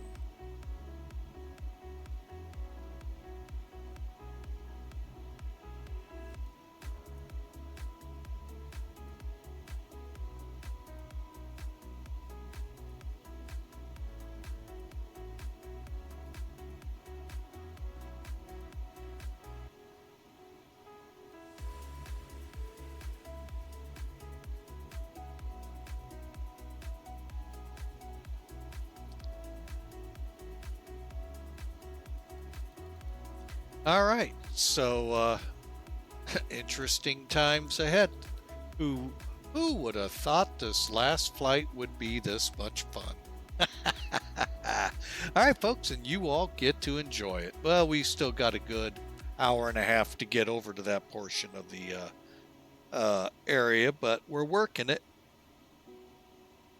I'm trying to figure out now where my top of descent will be in relation to keeping us safe from that storm, depending how it depicts here in X-Plane. I will say an interesting story here, folks. Back either 2002 flight sim days or a century of flight. So for some of you whippersnappers, you may not have even been here. Just kidding. But anyway, way back then, this program still exists, but I don't know if it's still to the level that it was back then. Active Sky. Now there is a version for X-Plane 12. However, when I read through it, the reason I don't have it is when I read through, it said it just augments. It doesn't, well, what would I use for the word? It doesn't improve what you see. So big misnomer if you miss that in the fine print thinking, oh, it's Active Sky, we'll just jump on it. You gotta read sometimes that fine print, folks. And I do. And that's why I didn't buy it. Because two things. One, the big thing it was known for back then was taking default weather and amping it up, enhancing it, yes, but using different sources, not just flight sim. And secondly, and this is what I thought was just out of this world, hurricanes. It had a hurricane model program in it, folks. That was, you know, at the time I just kind of laughed it up. What a way to advertise. Oh no, folks, it was true. I flew a flight. I want to say it was Hurricane Charlie, but I have no idea, nor do I remember which one it was. I flew, it was south in the strait there between Florida and Cuba. And when I flew into it, a great cathedral in the eye. Oh my goodness, was that flat out unbelievable? Very believable storm. I mean, you knew you were in a hurricane. The radar, the whole 9 yard that came with it was out of this world. Except the back end of the eye wall was gone. I'm like, well, what the heck? So on my way back to Keesler's, when I flew the C-130s with Sim Air Force, more than I do today. And I decided, what the heck, let's pull up the data and just see what things kind of compared wise to what they... And I was like, okay, yeah, I got pretty much the same data they have. Then I looked at the radar or something that triggered me to it, and the back wall had collapsed. I went, I'll be jiggers. And that's holding me to keep active sky for a while. Then job changes and money issues came into play, and I didn't keep up with it to keep it less expensive. And lo and behold, I don't have it right now. But I'm not certain I want to have it right now. I don't care what sim. When I see documentation on a website to sell me on it, touting, and it does not have the words hurricane modeling in it anymore. So, yeah. So that's why we're running with just plain old whatever the weather X-plane pulls up. So we're going to kind of get a first look at what tropical weather looks as our route looks like to go right over it, folks, or possibly through it. So thunderstorms back in those days, folks, that was the other thing that really impressed me with it. Flight sims, when you use default weather, a couple thousand feet below your flight level, a couple thousand above it, just because it's very CPU, very computer hoggish in resources. It's just sucking your resources. And I will say it was. And but they went from the altitude denoted in the METAR. So if it said 2,000 feet above the ground or sea level, whatever, it was, the base was there. You could be at 30-some thousand feet. You got a wall of at least 30,000 feet of thunderstorm in front of you, let alone whatever the tops were. It went to there. So you had a solid wall, if you will, of thunderstorm if you had one. And that really, and then again, that translates for hurricanes. But the way I read their website, it does not do that anymore. And I'm not going to spend that kind of money if I'm not going to get what I used to out of it. Nor am I going to sit here and tell you not to, because I don't know. That would be wrong of me to do that, because I don't have it, folks. How would I know? So that's why I don't. So we're going to find out just how good default simulation weather is here in a bit as we get towards, it's going to probably be around Taiwan. We'll start seeing it. Matter of fact, I'm pulling it up right now. I can't make it out. Let me see if SimAware will help. It's going to be between, oh boy, it's kind of the southern edge of Taiwan, and so right around Aledo, we should be right over it. So fix Aledo, where we turn for Hong Kong on the Alpha 1, which I think we just entered airway. So all right, long story, I know, long flight, so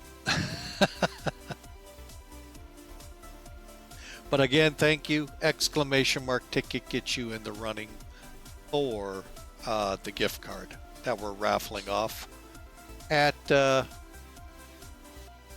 conclusion of this stream.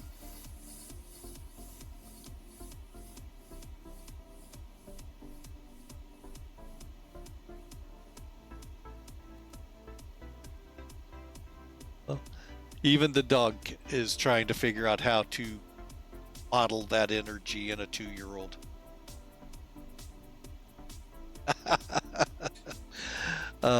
But anyway, folks, we're on our way. Mach 0.85 is what we're trying to maintain here. And I'm just going to kind of sit back, let you all chat in the chat room if you'd like. Questions, comments, chat with people you may know, and enjoy, folks. This is your this is your stream for Viewer Appreciation Month. And you know what? I didn't check when I was on SimAware. Where am I? Okay, it doesn't look like anyone following. Now, folks, if by chance you're getting off work, those of you over in Europe, feel free to pick a plane up in Taipei. Don't make sure you have your umbrella up. It's raining. Shanghai is another place. Set sail for Hong Kong, either VHHH or Kai-Tak. Oh, I get this question a lot. Boy, do I get this question. Scenery.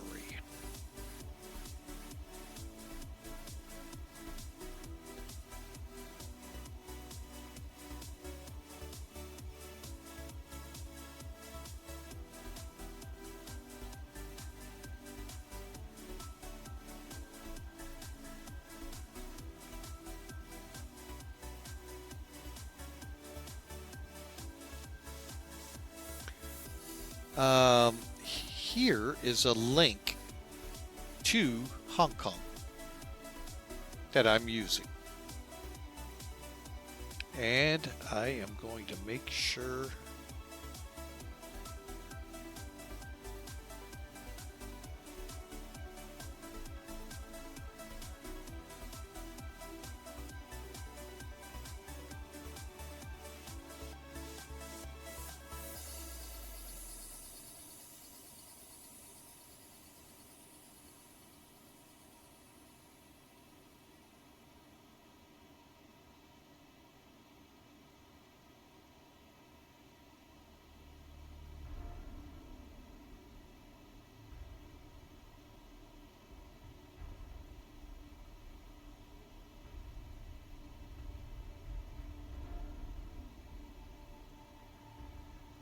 there we go. That way.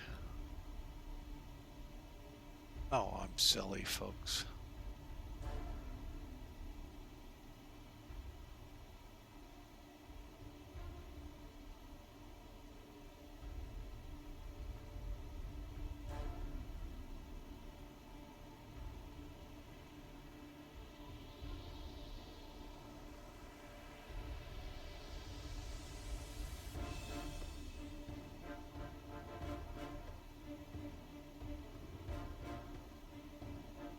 Hang on a second here, folks. A little bit of work to do that I messed up.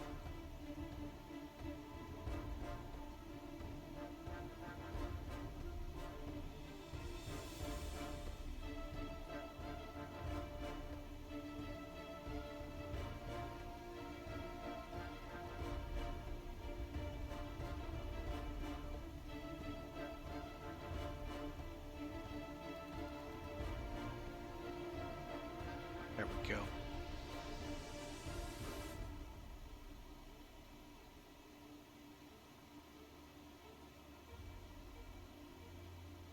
All right, got that squared away, folks. Sorry about that. Just dawned on me. I get so many questions when I fly in or out of Kai-Tak. Where is that at? Where? And the link is in the chat room there. Check it out. Now, warning, the checkerboard is not present. Nor the radio nav aids used for the IGS. You kind of got to wing it like I will be. What I did,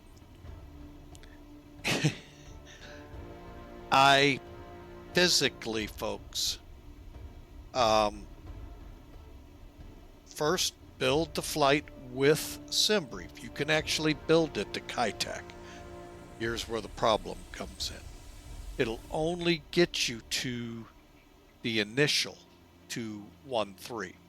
If you're going to 31, folks, Tango Hotel, I think it is, but if you use Tango Delta, they're like right in the same place. Follow it in, folks, you're on the ILS. And there's no ILS. So you got to kind of do these on visual days.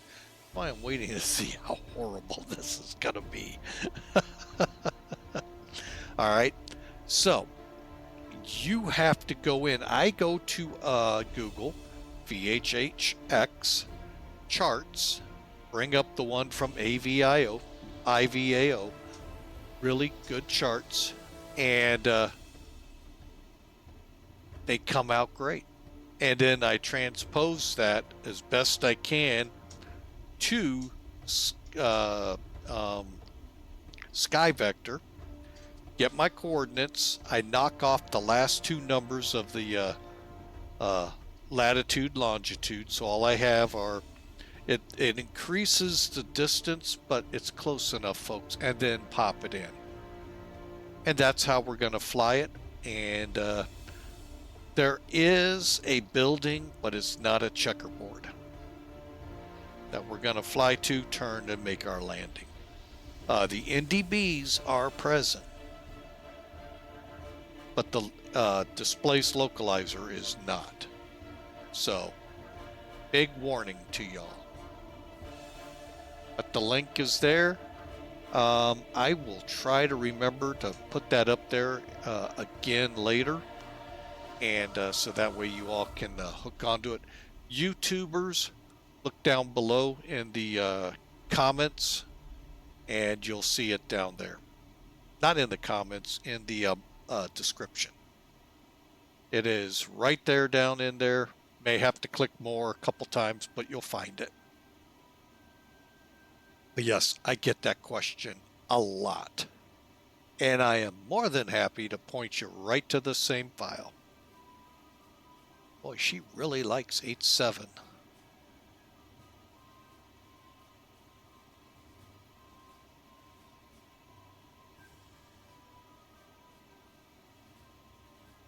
Okay.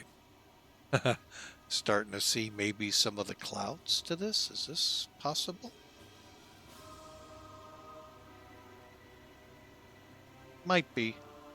I think we still got a good 200 or so miles. But I guess it's possible.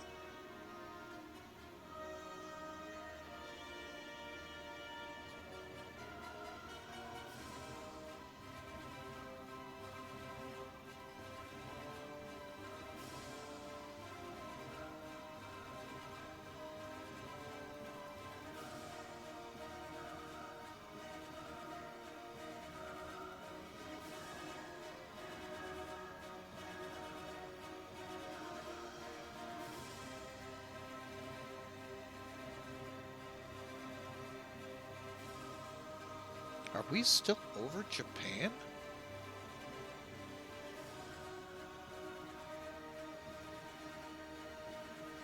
We sure are. Wow. There's the edge right there. Holy mackerel. We still got a little ways. We're still in the islands of Japan. Well, we're off the big island, but now starting to work through some of the littler ones. Wow.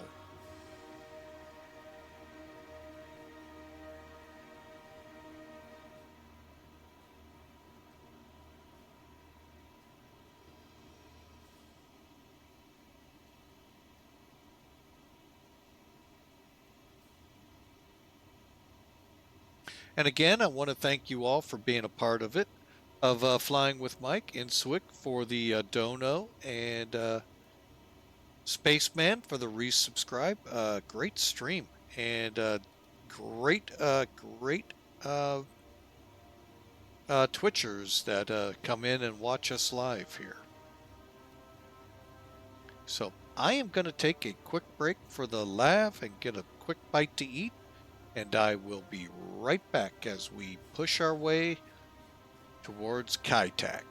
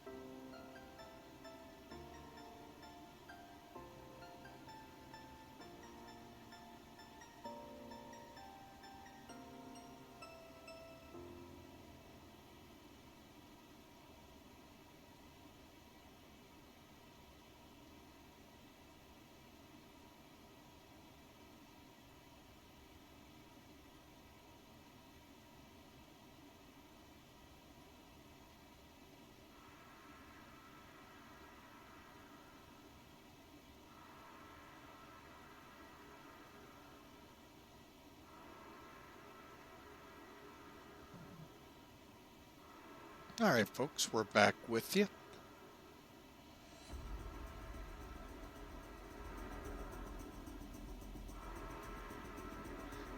Just making sure the sound is still coming out. All right.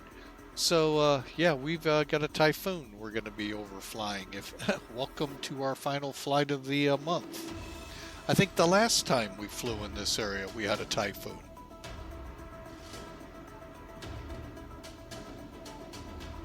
Oh, gotta love it. All right, so enjoy, folks, as we got about a 2-hour ride to Kaitak.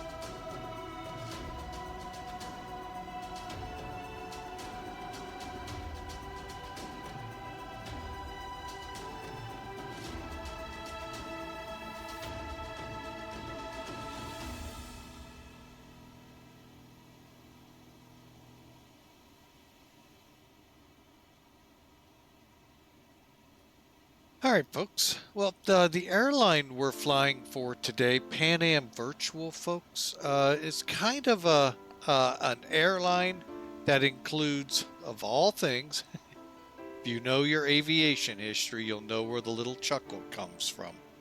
You have Pan Am, duh, that's what we're flying today.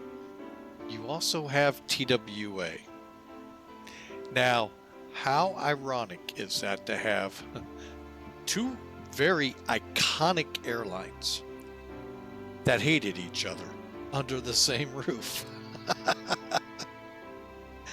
But it works. And then throw in Atlas and DCS. Kind of sounds like a little joke. Pan Am and a TWA guy walks in along. But anyway, still building routes, still getting things together. The TWA side is more what TWA might look like today had it survived further. And Pan Am is Pan Am of old. There was one reiteration of the old Pan Am that I know of, because it happened to be at the airport I work at. But 9/11 killed it, put it back down to the Caribbean. As far as I know, it's still in operation down in the Caribbean, but it's charters, I think charters only, but they flew 727s. And that's, again, I think they may have went out of business a long ago, as did a lot of your charter outfits like ATA, North American, can't think of the other one that we used to see, World Airways, and few more. Miami Air, I'm not certain if they're still around. But They all went away come 2008. It just, I don't know what it was about that year, but it got most of them. So, but Pan Am, long gone. TWA, not so much as long gone, but they were gone. Pan Am, deregulation just hurt airlines like Pan Am. TWA tweaked itself enough that the domestic route saved it a lot longer, but yet in the end got gobbled up. But Pan Am just was not geared and could not get geared to handle deregulation. And subsequently, nearly a decade after we deregulated, they were gone. So, and that's a shame because they really were a spectacular airline to watch.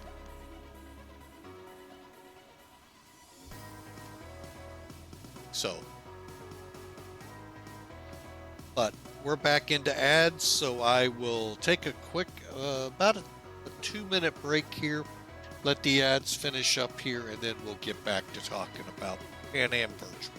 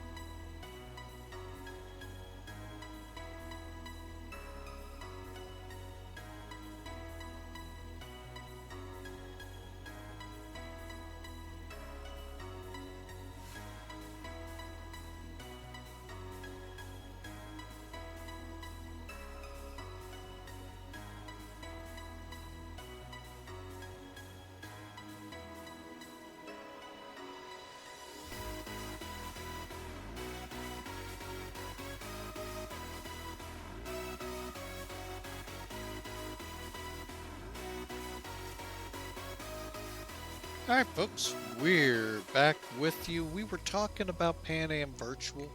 Folks, you can check them out here at this link, and you make the call yourself and see what you think. To me, they're a great bunch, kind of small, but you know, sometimes a small airline is actually a good thing. They're more centered on the people with the airline instead of everything else that goes with it. Although you still got to do all of put the flights together, the airplanes, software, ACARs, all of that. Folks, I've run several myself. It's not easy. And when you're not, as I was, as savvy in the programming and running of stuff on the internet, it's that much harder. But these guys have it down. They know what they're doing, and they really got a great thing. Pan Am, like I said, is Pan Am. TWA is a more modern look. Now, we all know TWA did not have 737-800s in its corral or Airbus 320s. No. We know them for the 727s, the MD-80s. Not even sure if they kept the DC-9s from Ozark or got rid of them. But that's the part that saved them. The buyout they did of Ozark and solidifying their domestic routes in the Midwest with Ozark. That really helped them at least get to the turn of the century. Many of those old legacies did not make it because of the deregulation, like I said. So Pan Am Virtual has TWA. They just don't really use the old TWA fleet. They've modernized it, if you will. And then they throw this thing called DCS at you. You could join their virtual squadron on DCS, and folks, you thought your sim from Microsoft was what you say is the best out there? No, you ain't seen nothing till you get into DCS. Folks, when I flew it, good Lord, I think me and Spaceman determined it was 15 years ago. That scenery, folks, is better than what's out there today in the new Microsoft. Yeah, that's 15 years ago, folks. I can only imagine what they've elevated it to. BMS was better than what is out there in the current sim. But X-Plane, folks, I'm into it for the flight dynamics, the flight performances. But check out Pan Am Virtual. Like I said, they fly a lot of different areas to pique your interest. Now, I'm just in the airline side of it with them, loving it. Great software. They're doing some experimentations with some updated software out there. So we'll see where that leads. But again, the link's there for you if you missed it and it didn't pop up for you one more time. Check them out. Try not to giggle too hard when you look at the TWA fleet.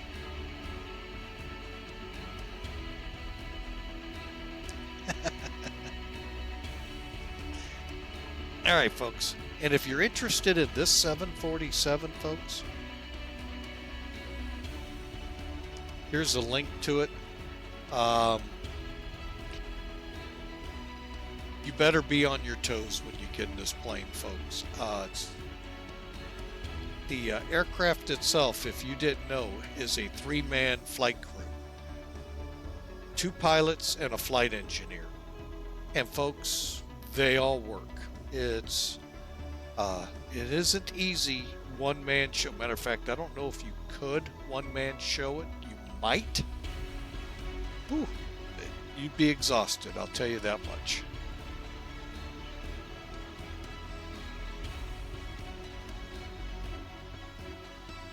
So, but again,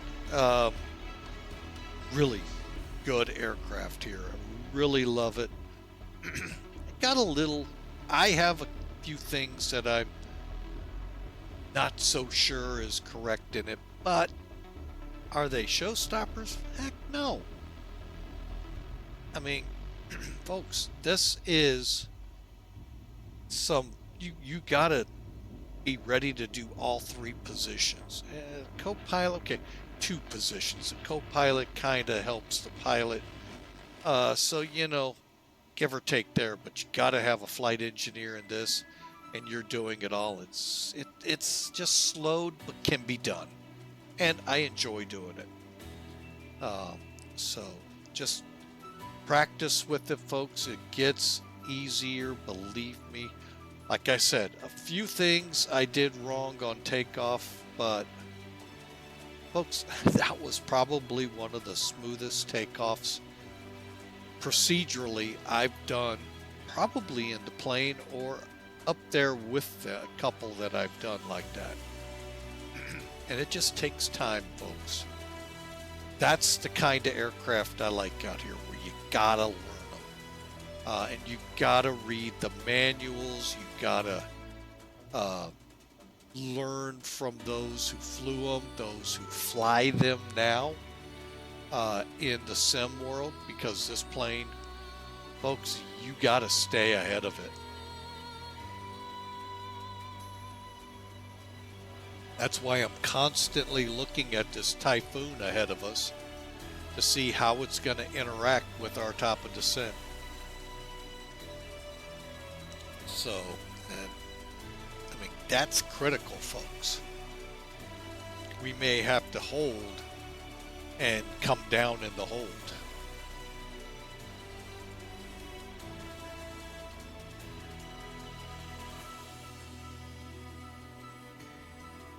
So, trying to stay ahead is the name of the game. Speaking of which, let's take a look out the windshield here a lot closer.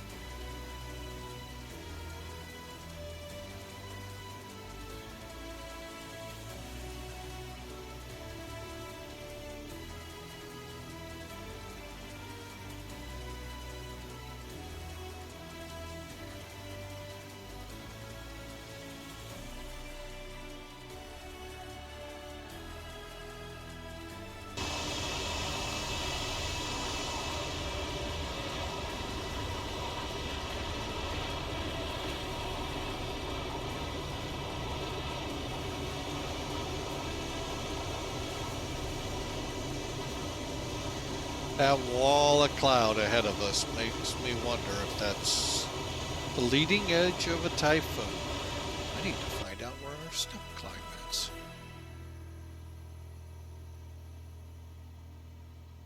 RUSAR, wasn't it? Alright, we can take this up to 38. So let's go to altitude select.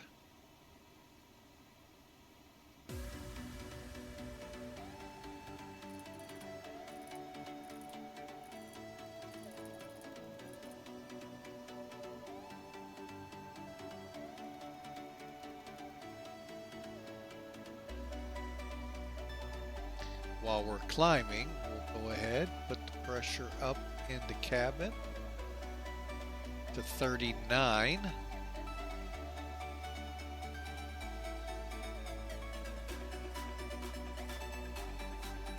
And we'll gently climb on up.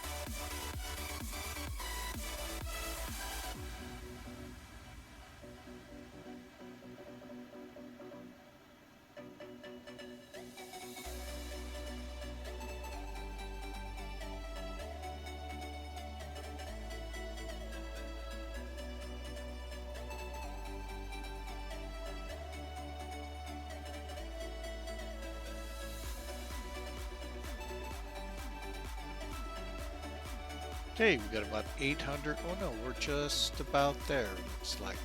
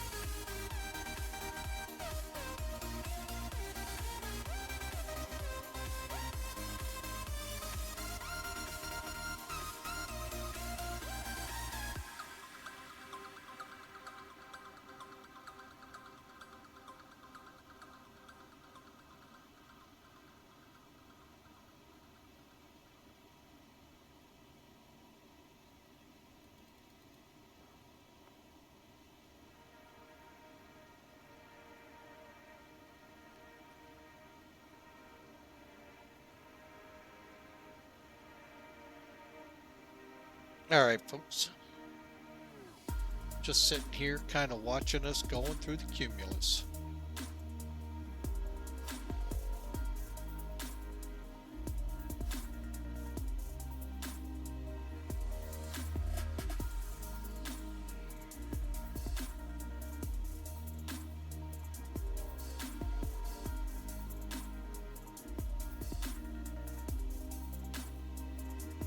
And the way out wide outer bands. What are you afraid of?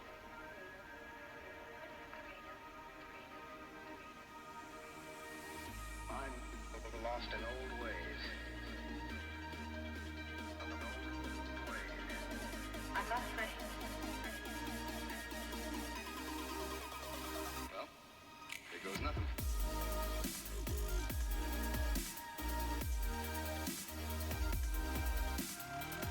Alright, so let's see. We got somebody way out ahead of us.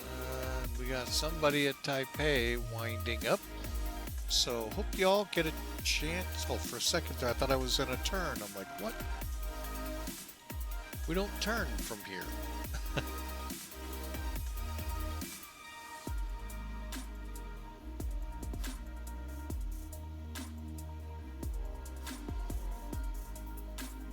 Kind of look in the cabin. Pretty nasty.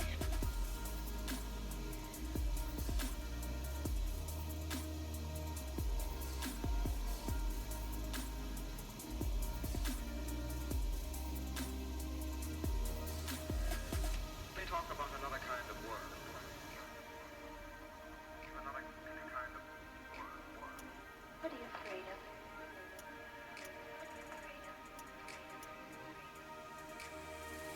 I'm lost in old ways. I'm not afraid. Just listen. Wow. Who'd have thought? Second time down or flying from Hong Kong anywhere in the area would hit another typhoon. Oh, you gotta love it.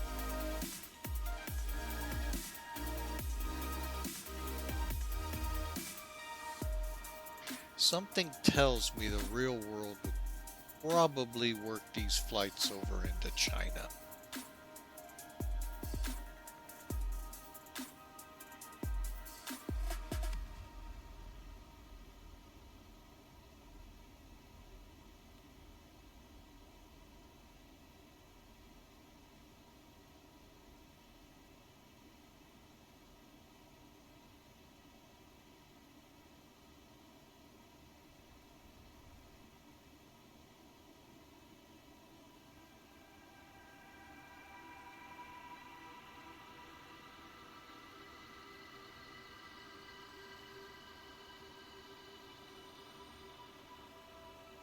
Hey, about an hour and a half to go, folks. Hour and a half to the drawing. Exclamation mark, ticket.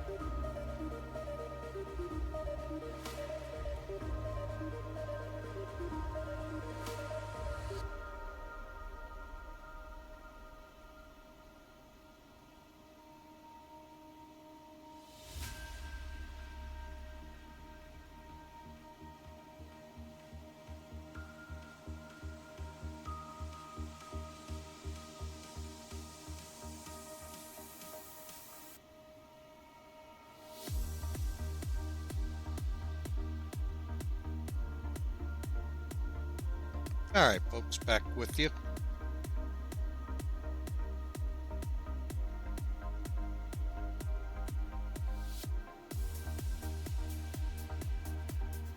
Hopefully it didn't resonate through, but I actually nodded off.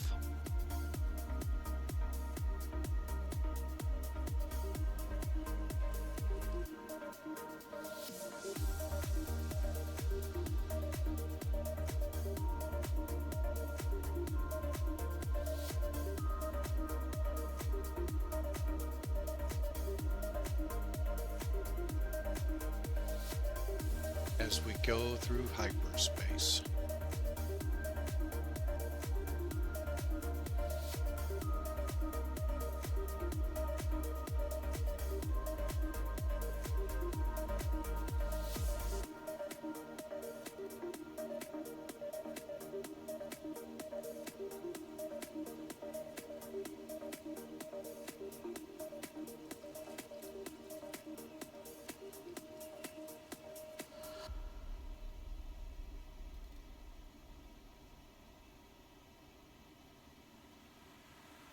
All right, folks, so we're in.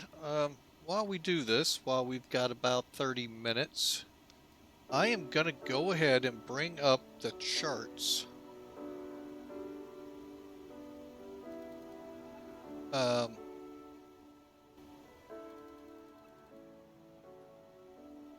let me hit the right buttons here. Boy, newbie behind the screen here.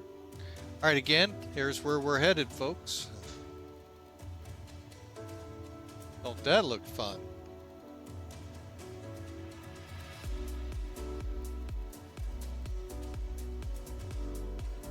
Getting into the outer bands. All right, give me a second here. Let me...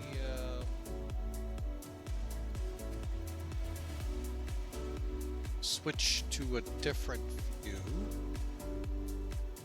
And we're going to look at what we're going to be attempting here today.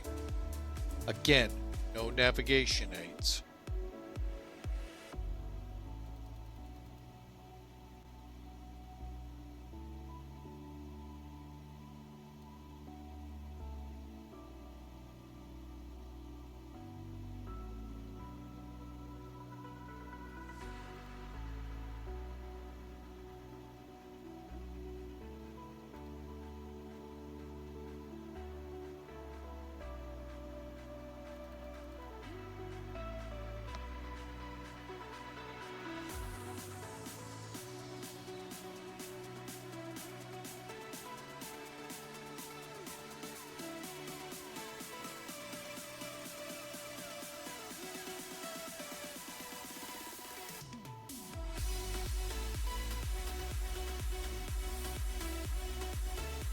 There we go. Okay, now that we got the right one up here,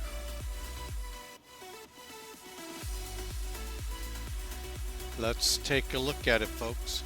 These again are those, let me back it up one, VHHX International Virtual Aviation Organization.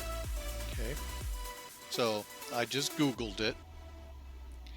And this is the airport you're going to be landing at as of 1960. I don't think there were much changes. There could have been. I don't know. But here's part of what's missing. The lead-in lights. And they really do help if you have them. The Hong Kong... hang on. Let's see if we can't zoom in a little.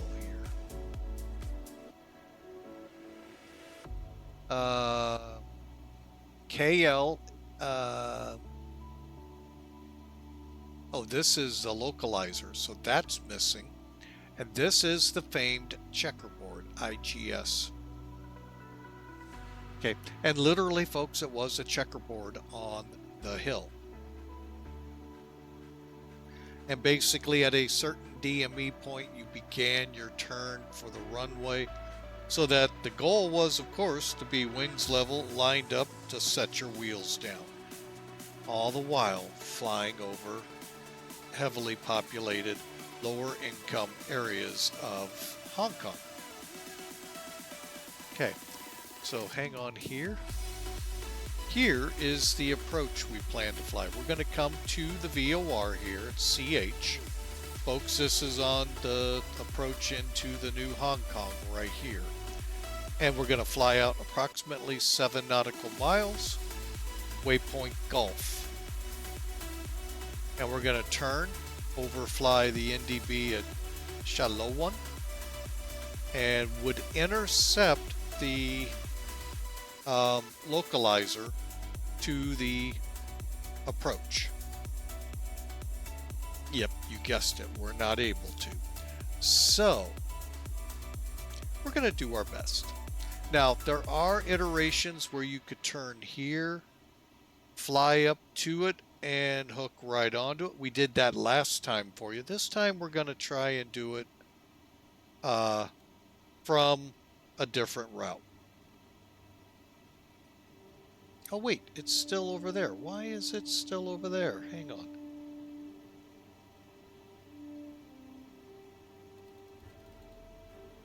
There we go. My apologies, folks. Why? I was like, why is it still over there? So there's CH, as you can see. And then we're going to go 7 DME, hook here. Now, we may go wide and make our intercept for this. All of this is programmed into my FMC. And it's not programmed. I mean, I'm just guesstimating where we intercept and all, folks. So, altitudes and all, we'll try to follow this. Come over the CH at 8,000, dropping down to 6 at 7,000, down to 4,500 at the intercept, continuing our descent until we, bearing weather, because we don't have anything to track on here, folks.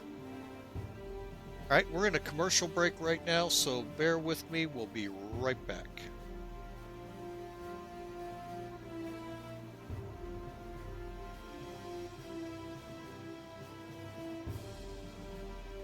And for those that can hear my voice, thank you so much for coming alongside and being subscribers. Because that's one of the bennies of being a subscriber is you get to get ad-free viewing, and we do appreciate you. Just adjusting my speeds again. I'm not supposed to have to do this. I don't know why I'm constantly doing that.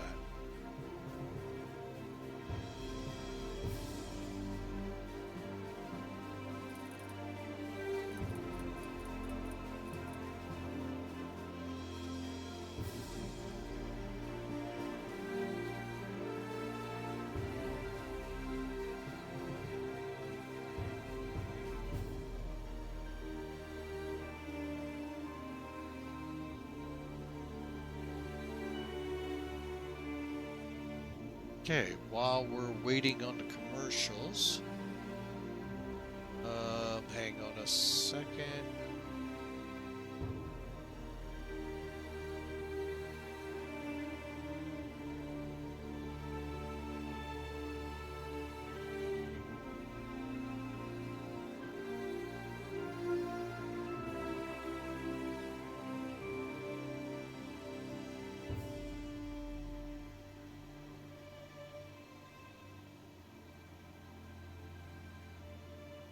All right, folks, we are out of the commercials. Sorry, I was just checking some things at how difficult this may be to fly. This typhoon's proximity to us, but we'll see. Anyway, back to where we were. All right, so as you can see, folks, we're going to come over the initial approach, which is... Hang on, let me... which is CHVOR. 8,000 feet. Okay, and then we're going to descend to the 6,000 foot level by here and continue our descent to 4,500 feet to intercept the localizer. Now again, the localizer we don't have, if you didn't catch that.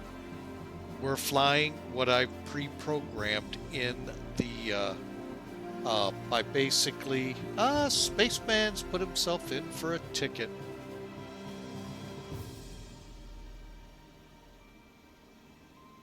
Hang on, let me write that down.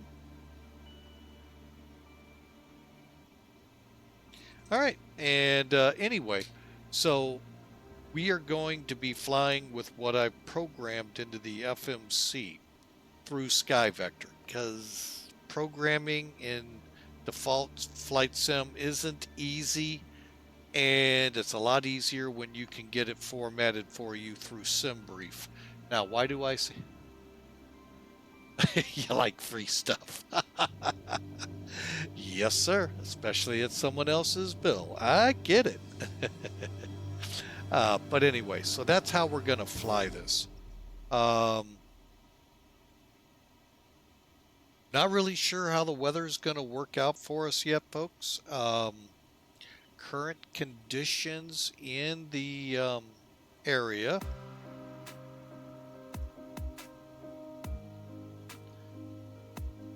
Let me just get a quick snapshot here. Few clouds at 3,000, 30. Okay, so we still really haven't. Nothing significant in the for the main airport. And granted, we're talking about 10, 15, 20 miles east. We'll see if it significantly changes. Now, there is rain in the area. Hopefully this won't make it more difficult than it already is. And speed control is definitely being a problem today.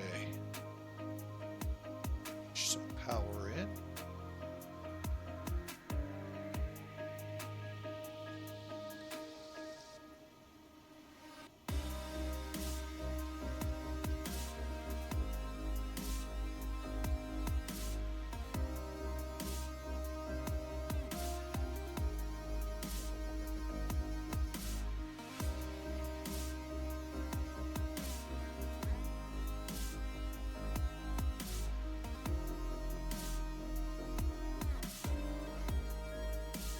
Okay, come on, girl.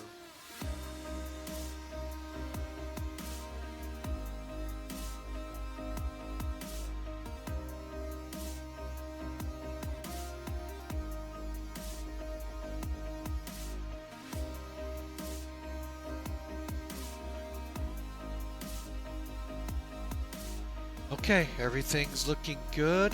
Our next checklist, by the way, is our descent.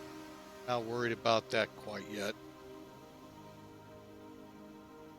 However, off of CH,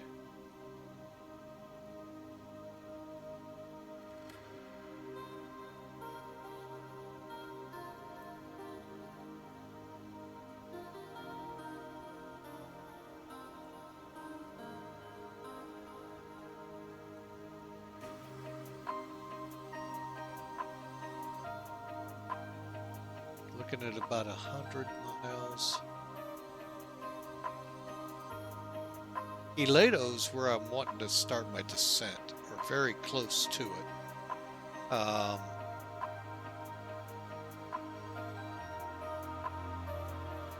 right, 38 minus 8.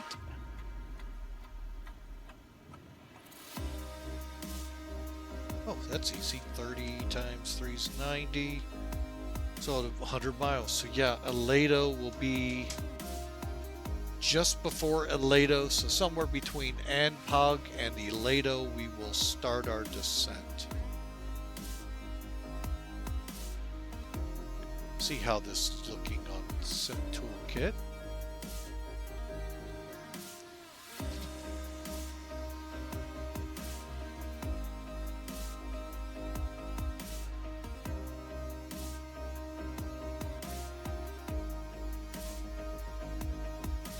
Okay, here's where we are. Got one in here. It is going to Hong Kong, and then the one in the lead here is actually heading to Kai Tak. Let's see if we can get the life map to work. It may or may not So, oh, we are going to get it. Ooh, Anchorage was up today.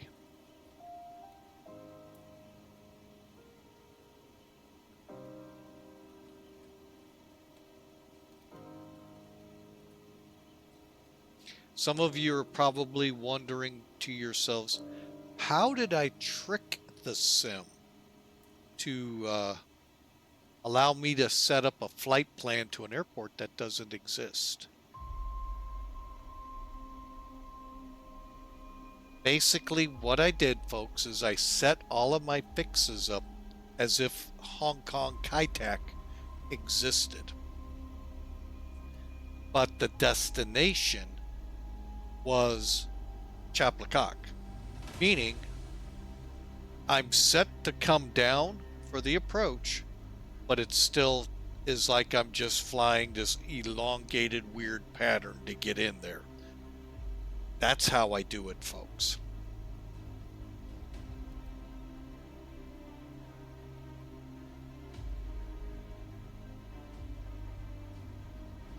In essence, a little tomfoolery, fooling the FMC. Now, if you were on the SIVA, that's a whole different ballgame because you got to put in lat-long coordinates. However, FMCs, while granted you were doing the same thing, you can get them generated a different way. Again, a little trickery goes a little ways to help you.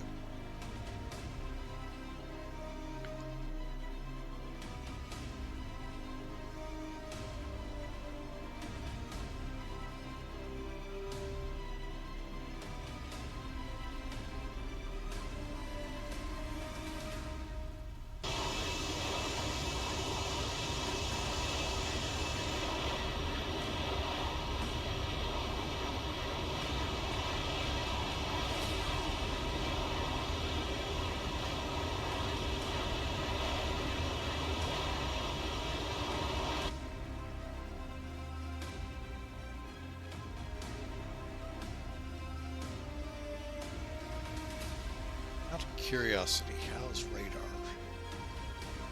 As I expected. Actually, let me come down here.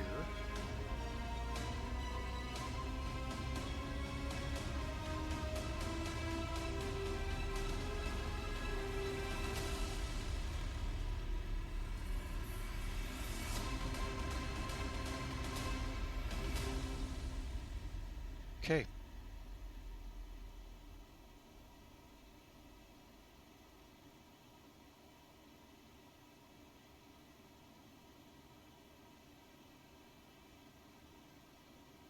All right, so we're working our way, meandering through.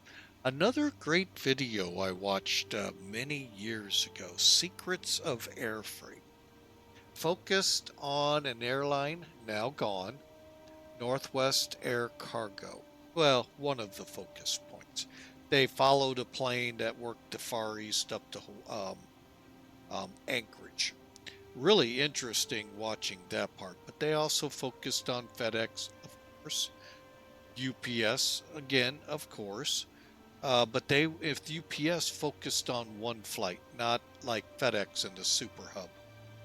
So, but they, again, with Northwest Air Cargo, focused on, I want to say it's like flight 909 something.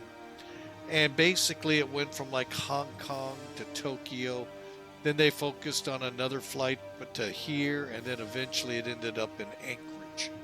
And it was really interesting to see the inner workings of how those guys, work when, we're only used to the passenger side usually.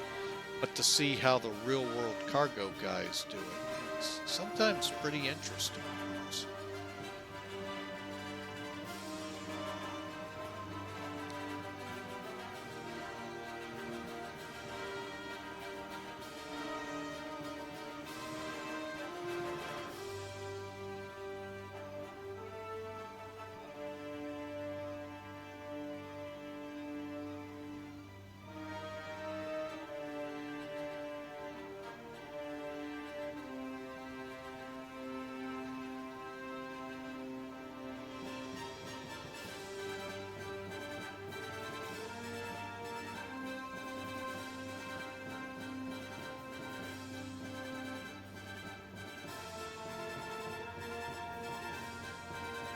That's the only bummer, folks. No radar returns, but that's okay.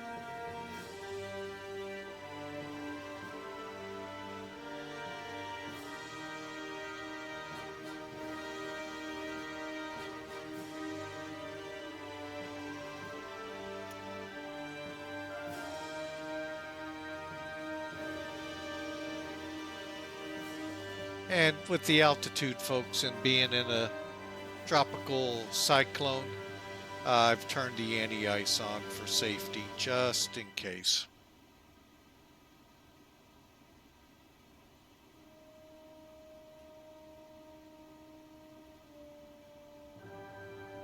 All right, folks, so that there covered our chart portion. Let's get over here to the EFB and start working on our runway calculations for landing.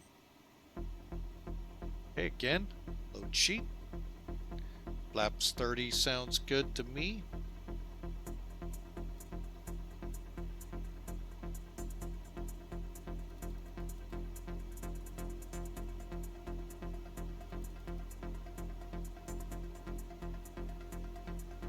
And the heck are we landing?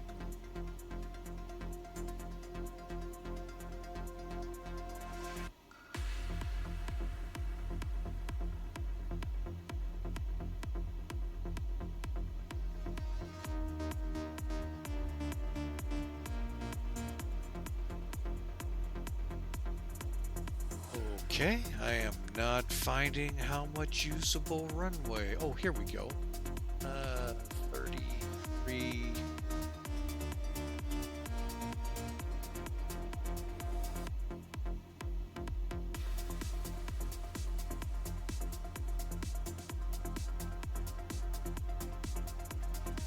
Okay, gonna need a little help.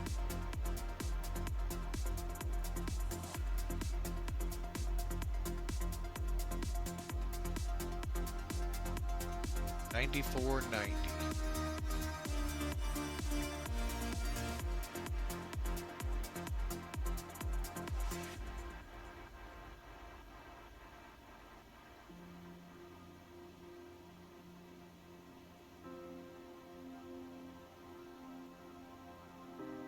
All right, temperature in the Hong Kong area.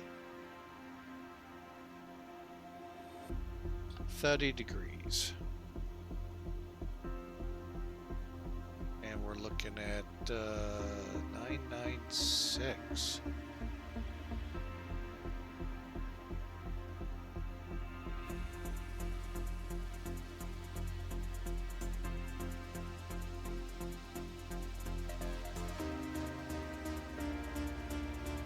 Yeah, I'm gonna cheat.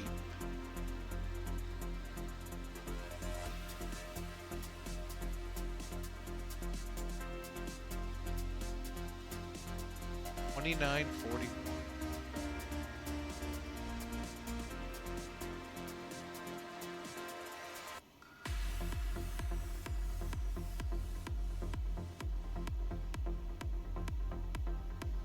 So $29.41.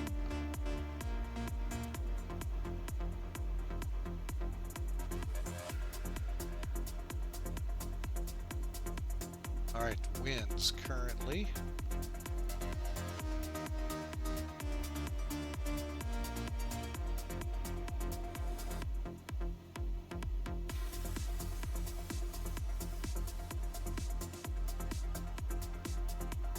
Still 210 at 4.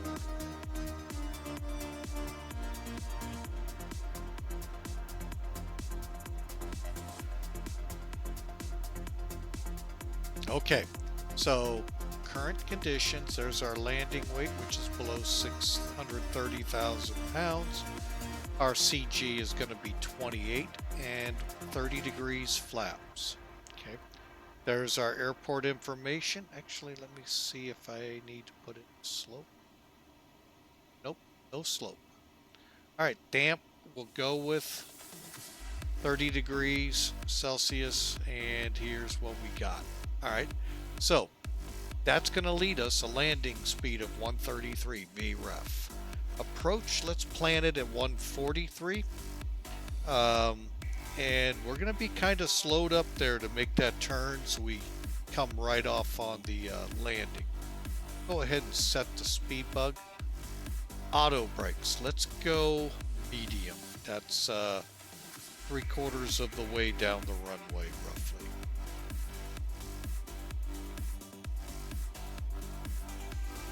Okay. And that there, folks, is the rest of the approach brief. As we got our hands full flying through the tops of this tropical cyclone.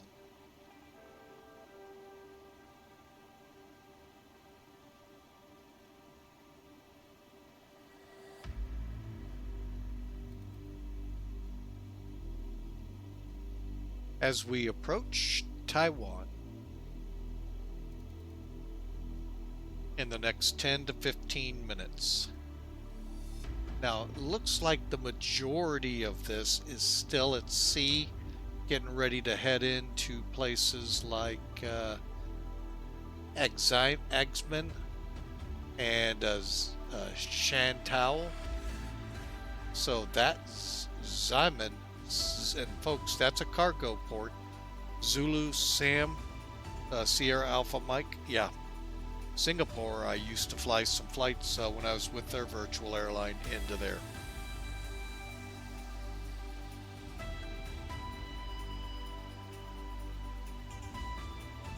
Alright, so yeah, pretty much soupy all the way.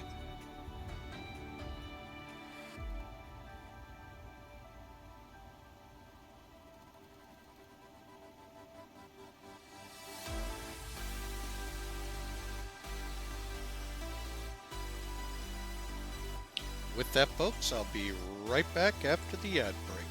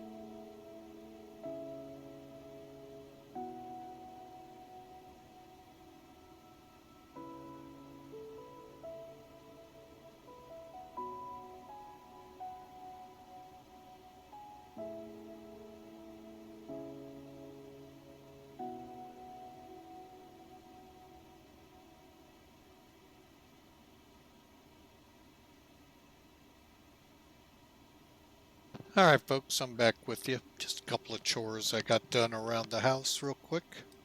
Alright, exclamation mark ticket folks, last chance here. We're down to about a 56-minute speed run through this typhoon. Go figure. And we'll be coming into Kaitak as we start breaking out here again.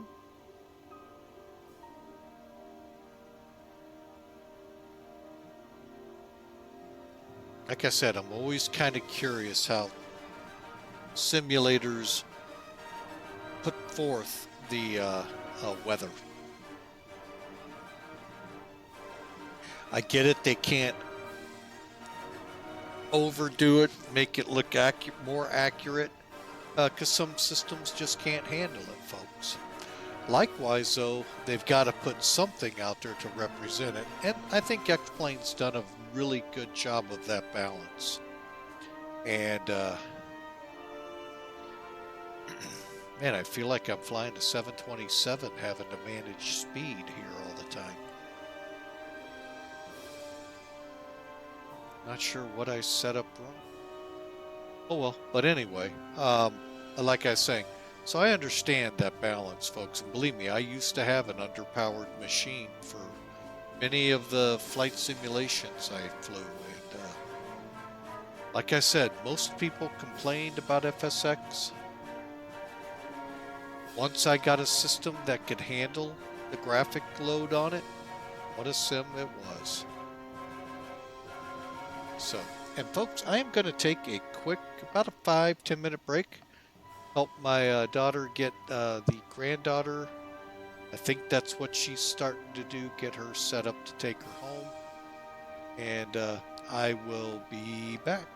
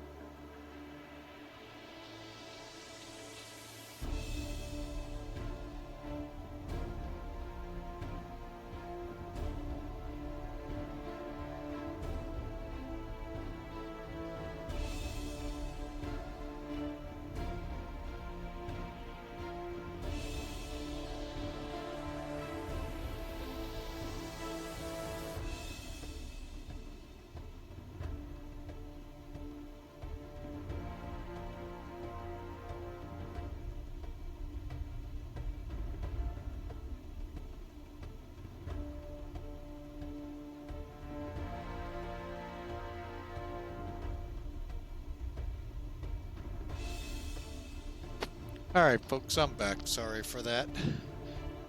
The young whippersnapper is alive and well. Just kind of get this thing to slow down again. How am I sure it's not holding speed?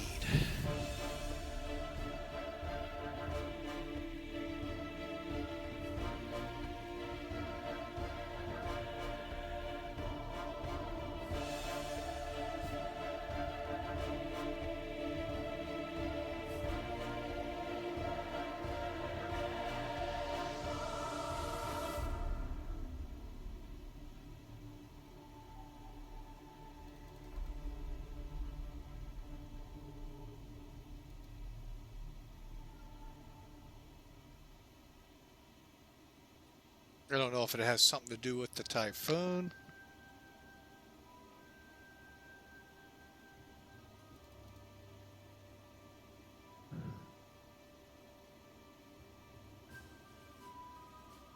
Oh well.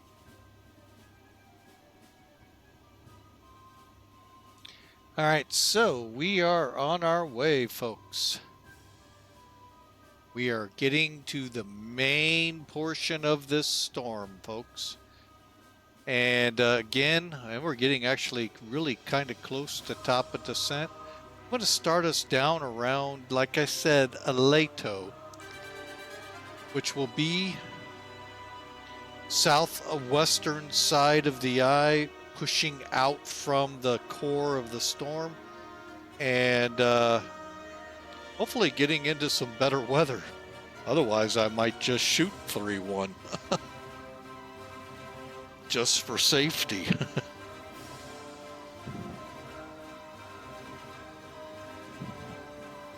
But again, it's Viewer Appreciation Month and the last stream of the month. It has been a great month. We've traveled to many interesting vacation spots around the world. Skathos. Let's just kind of... Oh, where is it? I thought I had it up, but of course, this loose nut behind the wheel isn't fully prepared for everything he's going to pull up. There we go.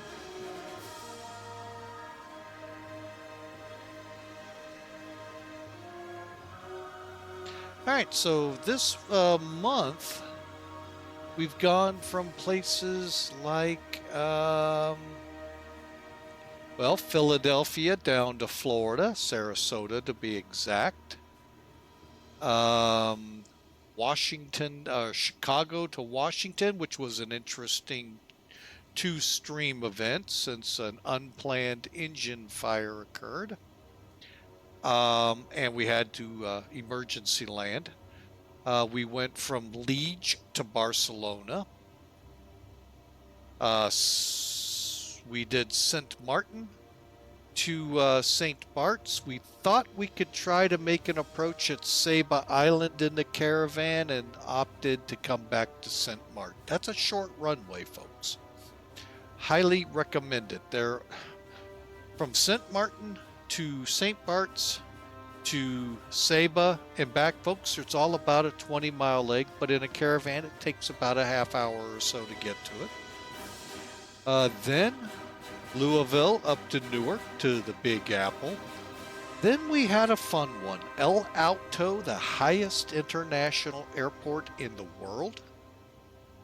There are airports higher, folks, but the key delineation there, international, meaning airliners go in. Reno to San Diego. Oh, and that El Alto went to Sao Paulo and to Congonhas, which is the shorter runways, I believe, maybe even the original there. Then we did Honolulu to Narita, Reno to San Diego. So all interesting spots. Botswana.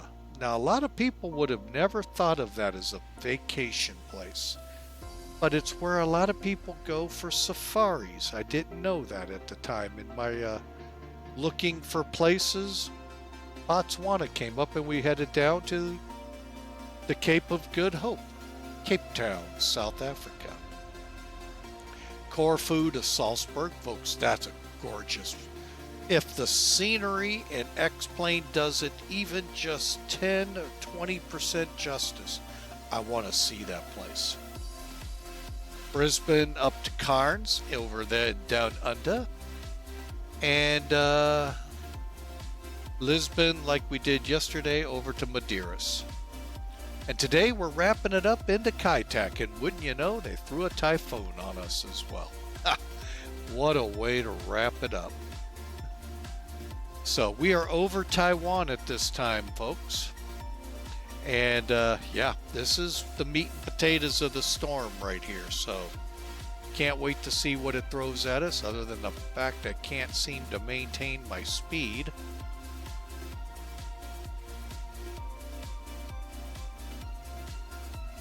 So pushing it back up here.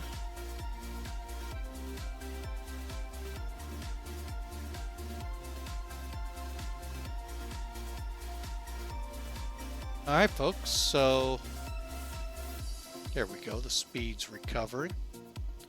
Wow, who'd have thought?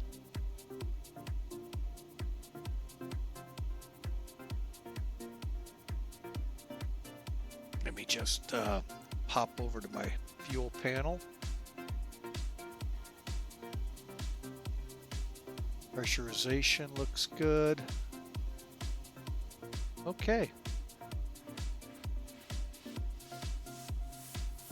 And we'll be right back one more time away from y'all before we start top of descent. Be right back.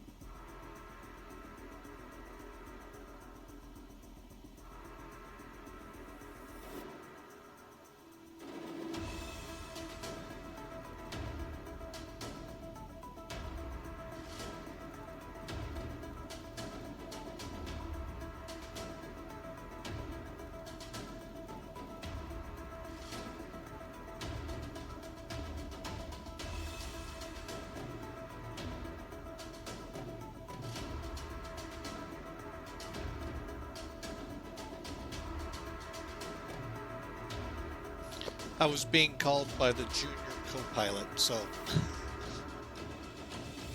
All right, so.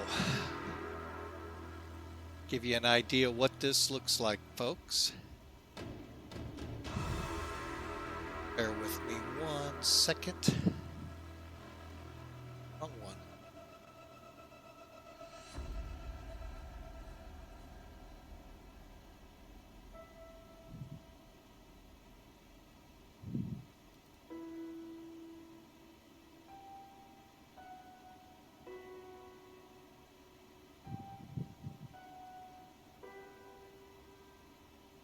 I'm actually doing this the wrong way, folks. My apologies.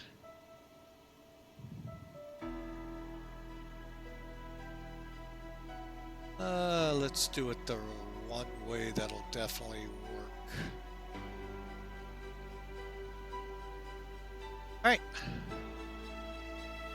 There we are, just after MKG VOR. We are probably about where the eye would be. And then we got Cadlo and Pog, and then in this zone right here is where I plan to start us down as we head for Kaitak over here. Hopefully we break out of clouds. Hopefully everything works for us. Okay.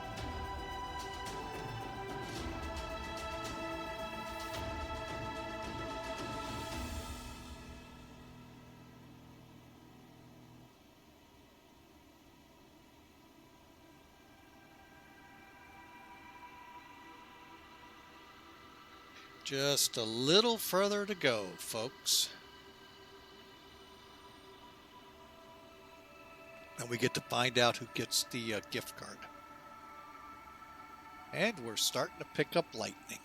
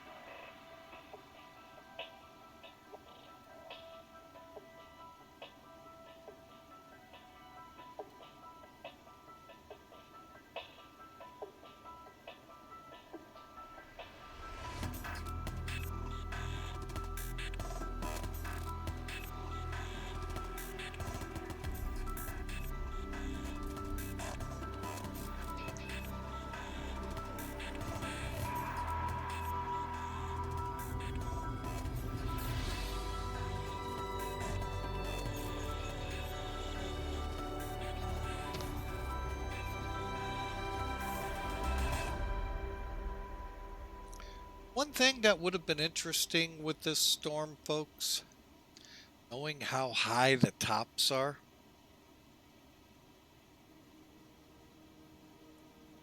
Just to know, could I have outclimbed it? But we are right now where, quote, quote, the eye is in this storm. And we're pushing now towards the rear flank of it.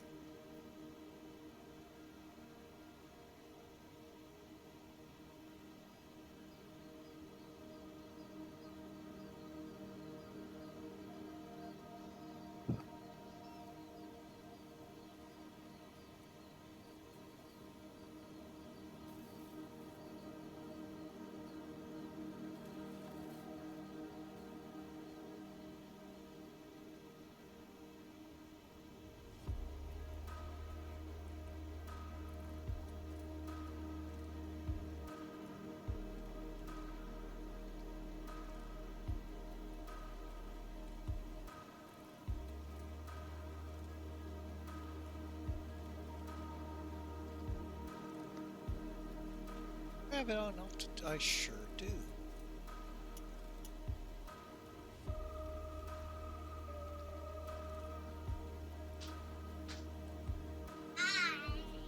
Hello, Miss Co-Pilot. Okay. One last break, folks. I'll be right back.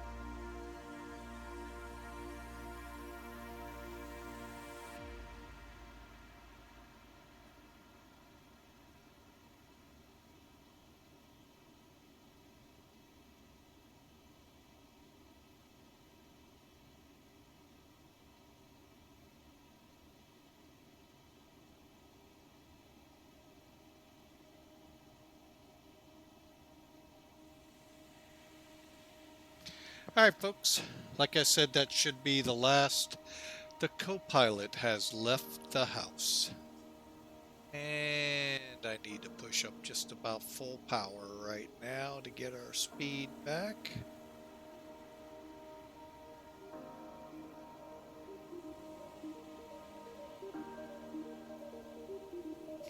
Alright, we'll see what that does. We've, I believe, pushed through the eye. Oh yeah, we're getting over here to Anpog. And Elato, we should pop out. In about a couple of minutes, we'll be right back in 2 and 2.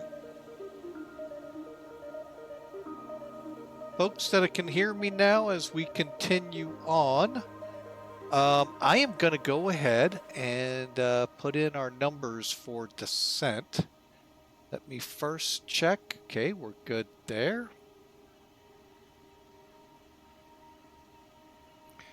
Going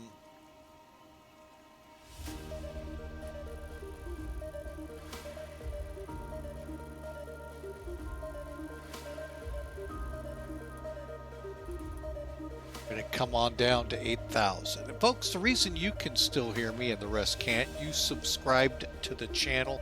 That's the big perk.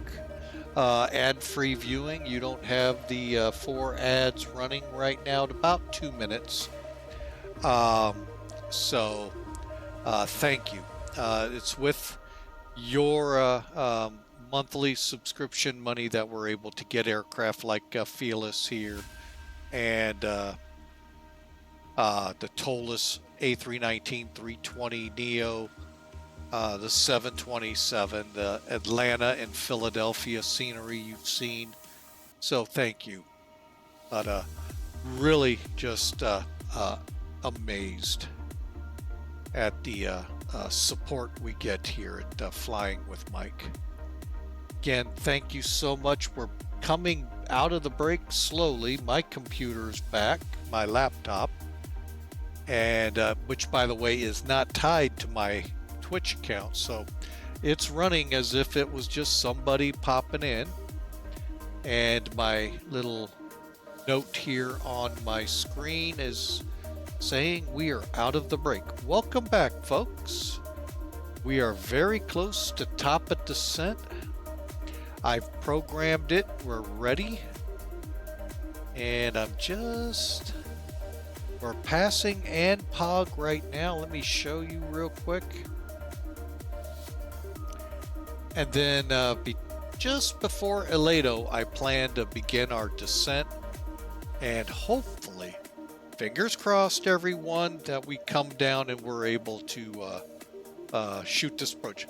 Basically, with the Hong Kong scenery I have, and I know some of you already are going, what's that link? Oh, wrong one. I was going to give you the charts again.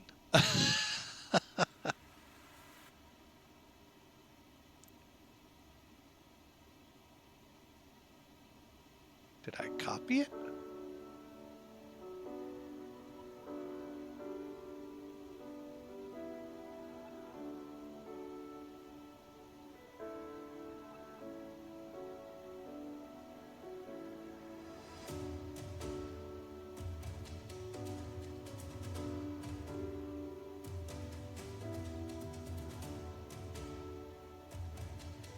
All right, folks, there's a link to the Kai-Tak scenery I just posted here. YouTubers, it's down in the information section of that stream. It'll let you know how to get your grubby paws on it and enjoy. But again, realize it's only visual approaches. You don't have any of the IGS portion of it with the displaced threshold or localizer or any of that to be able to fly it in weather like this. So just be mindful of that. But folks, you're going to see hopefully a nice visual run at the checkerboard approach. Now, the checkerboard is not there either. So we'll just, you'll see what I mean as we come on. You'll know sort of kind of where to turn, but no, the checkerboard isn't there as well.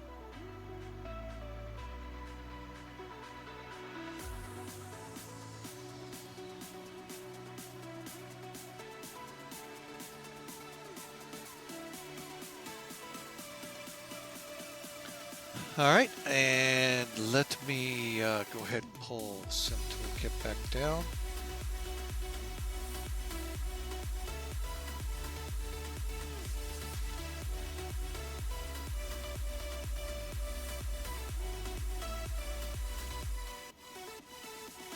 We may get a message. I don't have everything loaded. We'll see.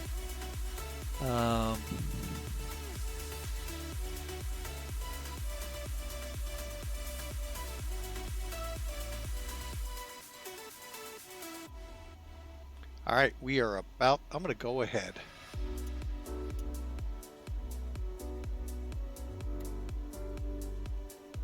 Start easing this thing on down.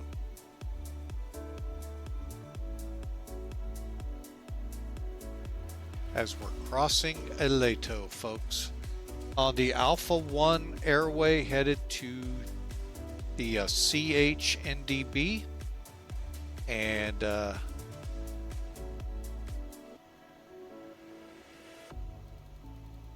really?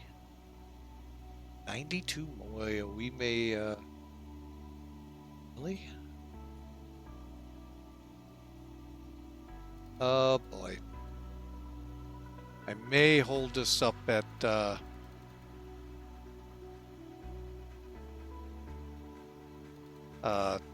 29. Let's get down to 25.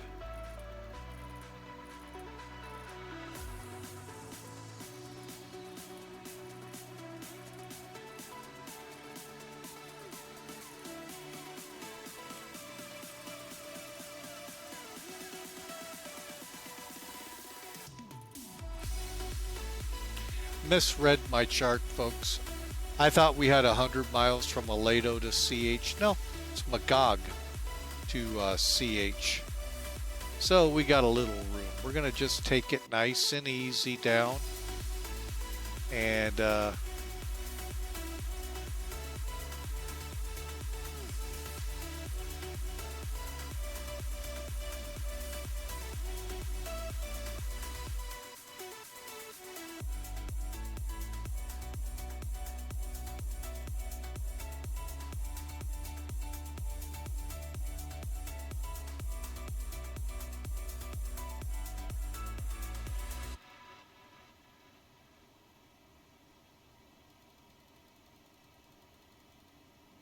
all right, so like I said, we're right in that typhoon, folks. Go figure.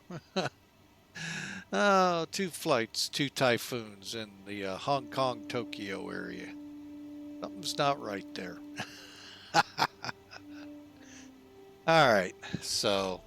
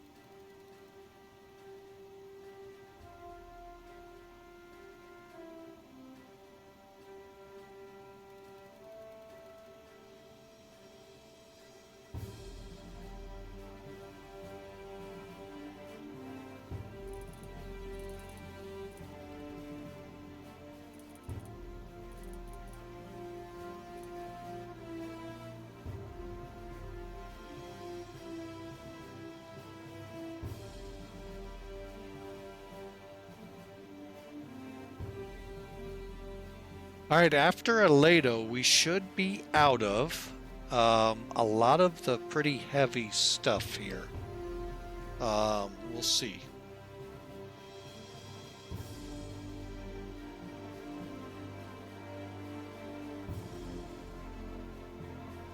All right, with the top of descent, let's go ahead and start flowing fuel from our reserve tanks into 1 and 4 to get them up and as close to balance as we can.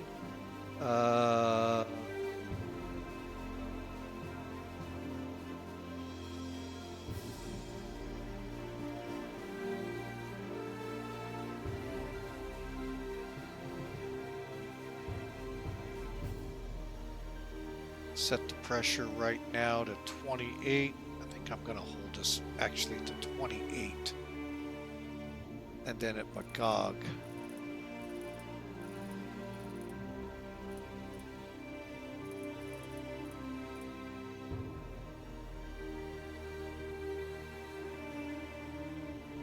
We'll see how this works out.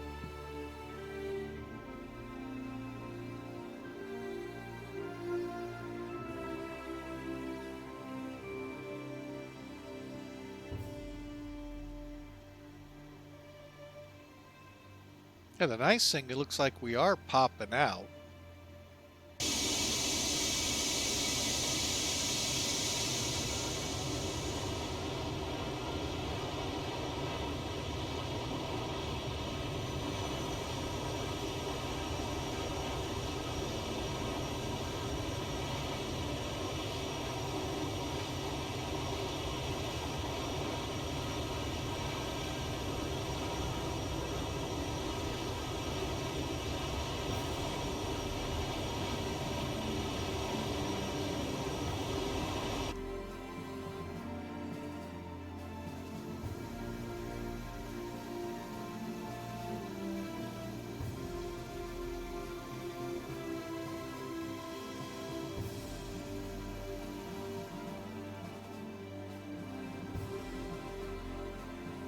Okay, I am going to actually look at my descent checklist, see if there's anything I can start.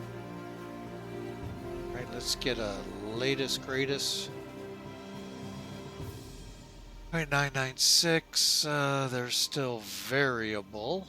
Okay, so now at 2 knots.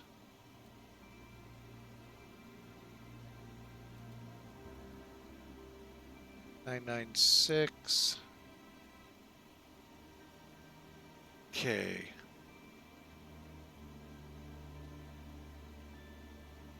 Not much change. Okay, we'll set that. Okay, seatbelts never came off. Anti-ice, exterior lights, auto brakes, that we can set to medium.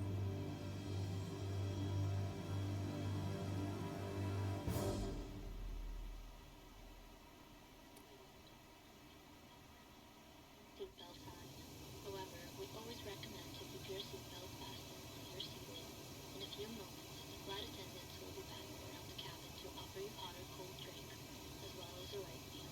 Alcoholic drinks are Alright, we've got the music killed. Look at that. We're starting to come out like it shows on Sim Toolkit, and hopefully we'll make a good run on Kitech. Again, I don't have any frequencies to line up on, so I can only go by setting up fixes in the FMC to get us in line to shoot it visually. Complete visual approach. So I wish I could. Boy, I would love to give this a try with the localizer and all. Now, if you've flown Ronald Reagan, Juno, you have an idea of what we're doing. Juno, Runway 8, Ronald Reagan, the LDA, or Rivers Visual. You're coming down off the center line. You're displaced off the center line. And then at a certain point, the lead-in lights help you to know when to turn in. We don't have those either. And there it is, folks. The custom scenery is missing some things. Not sure what.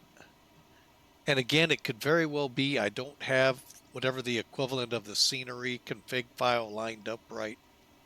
But yeah, but it'll still look really good.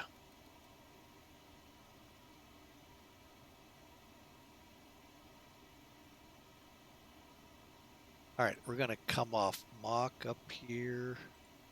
And I'm using it up here just because it's easier.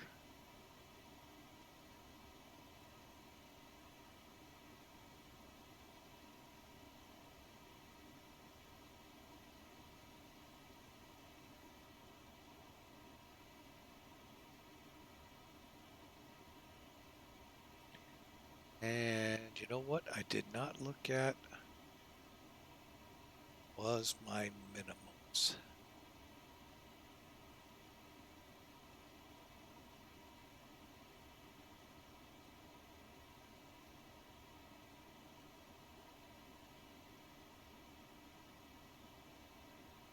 Okay, don't see them. Wait, is this the NDB? Is this the BOR approach? Ah, I'm on the wrong one. Let's see. They don't have minimums.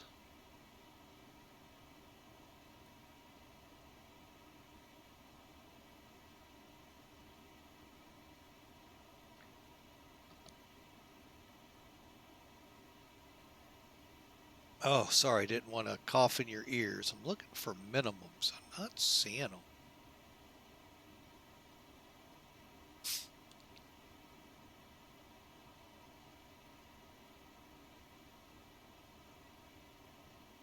Actually, they're calling it by the middle marker.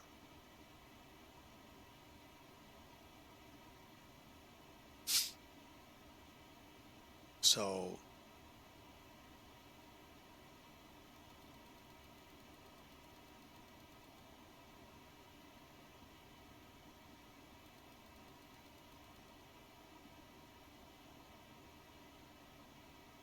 wow, we're starting to, maybe it will clear up for us.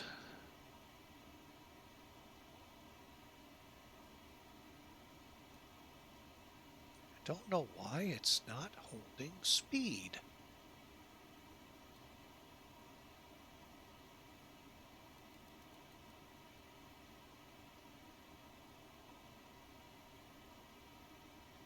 Level off.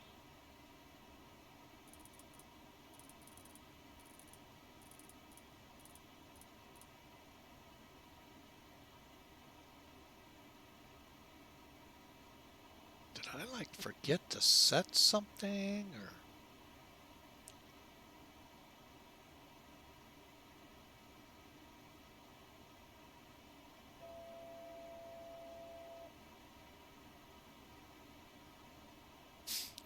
Just can't understand why it's not holding speed like it's supposed to.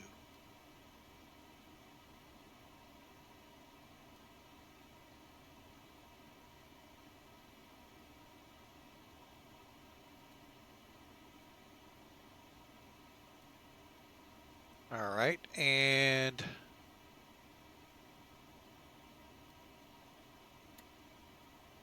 give it about another 10 miles and we'll start down for 8,000.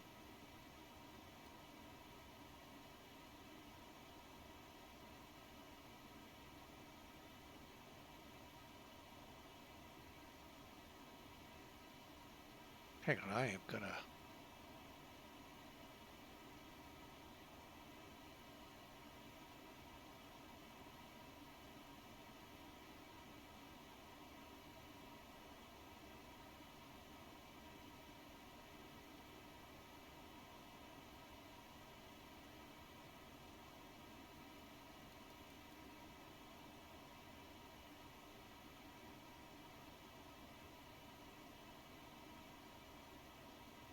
I wonder if one of these two is what's killing me.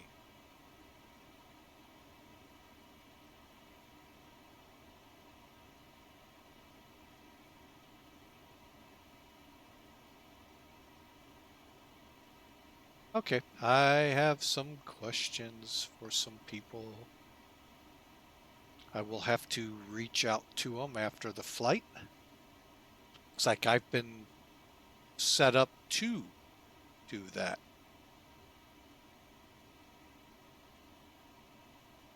All right, so according to this, we're 9 minutes out, folks.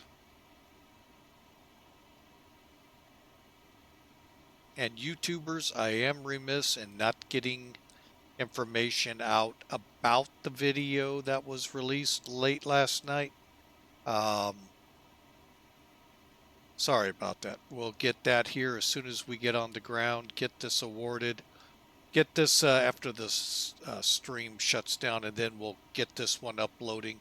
And then tomorrow, hopefully, get all the stuff entered. Wow, we are really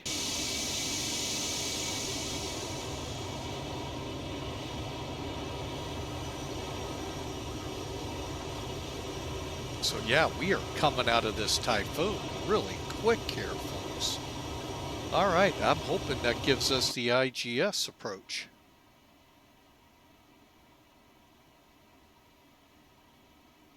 Here, let's take a look at the clouds if we can.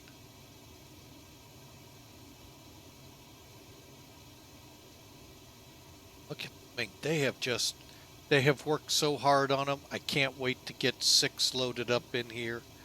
Update 06 and take a look at this. Man, they are really looking good. And you know, when I did that flight from Mesa to here in St. Louis, before I thought these clouds were still missing something. No, they were almost dead on to well into the 20s, folks. Speaking of which, we're starting down for 8,000.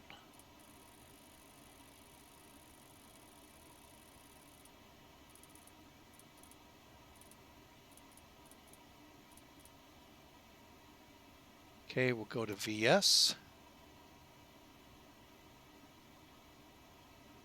And I think we're set for 2,000.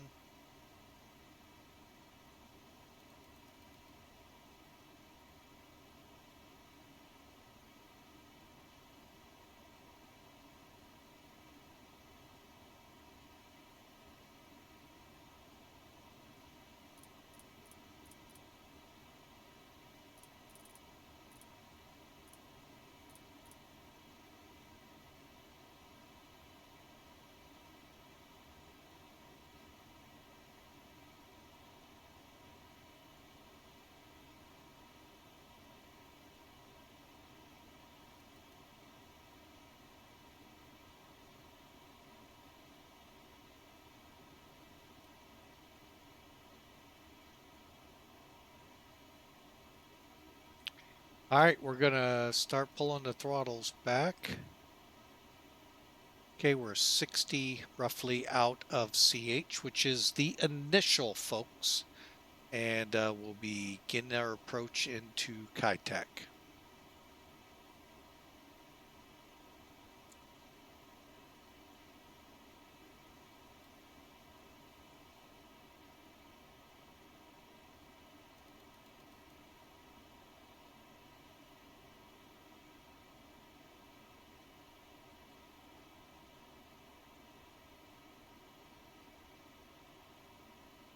All right, folks, welcome back. Appreciate you lasting through the commercials.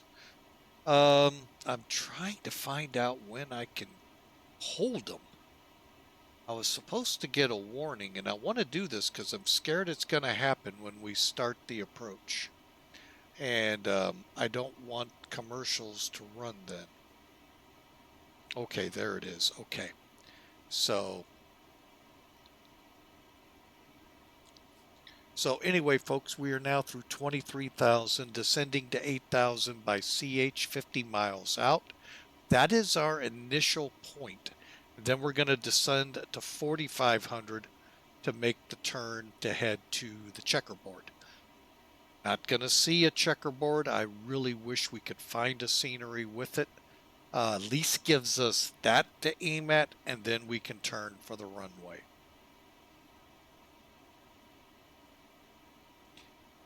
But again, X-Plane 12, this is version 05.r1, I think. And 06B1, I think, is out there, and I haven't loaded it yet. That'll be over the weekend. And we'll give some test flights to it, and starting in August, hopefully flying in it.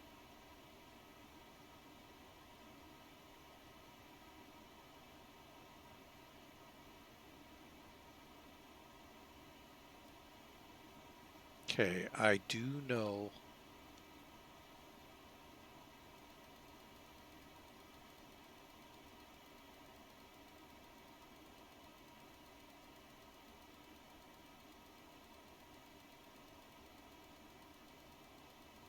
All right, there we are.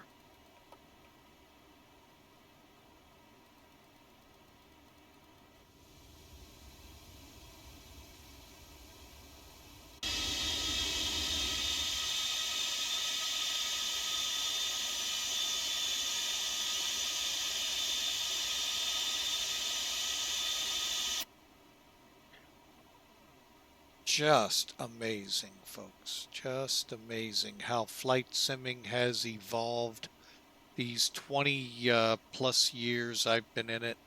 25, I think it is. And it just amazes me where I started in FS98, actually in a program called Flight. It was a King Air, I think, only. And then went into Flight Sim, and then Flight Sim 2002, 4, and so forth. It just amazes me how the weather default engines have evolved over the years. And wow, what we have today.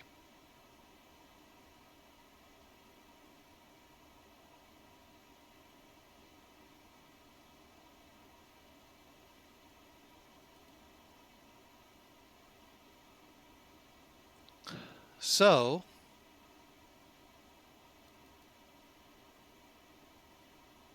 all right, now transition level here, folks. I'm going to go back and check my chart. I think it's 14,000 feet.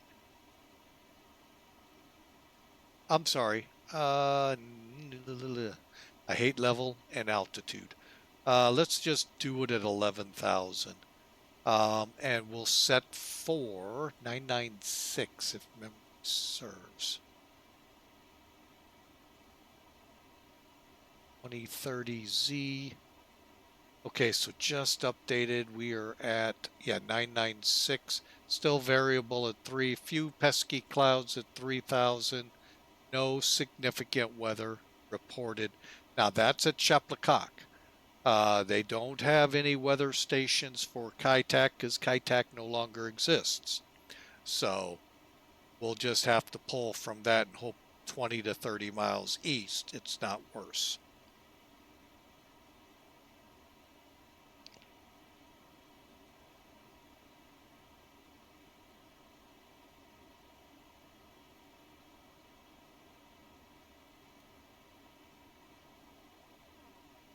All right. Hey, we're starting to see land, folks. And ho! Sorry, had to do it. Uh-oh. Little nervous, we're a little high. 19 miles out. Oh, maybe not, maybe not. All right, transition level is coming up, so we're going to set for it. 996.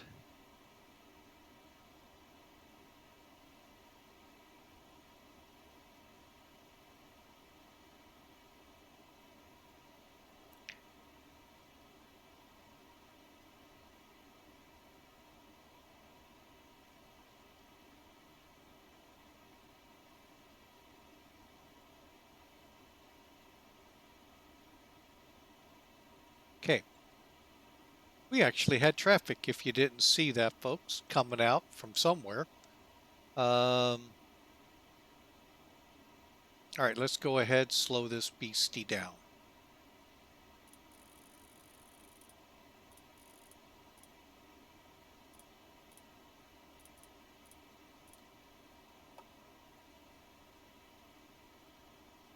Right there. Let's see what it looks like out here.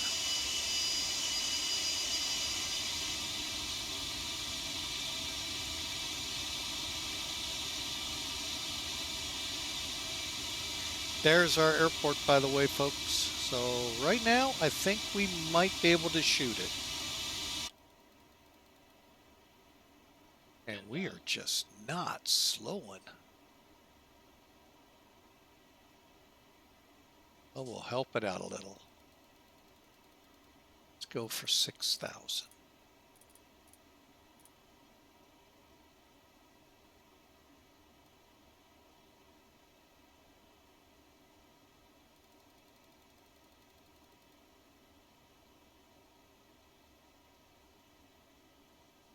All right, we're now finally under 250.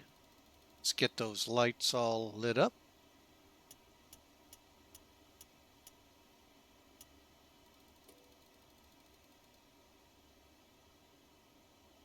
And speed brakes off.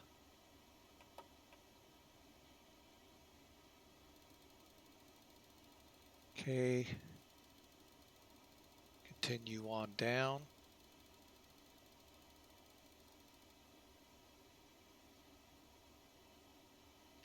Five miles to go. We might just make the 8,000 requirement.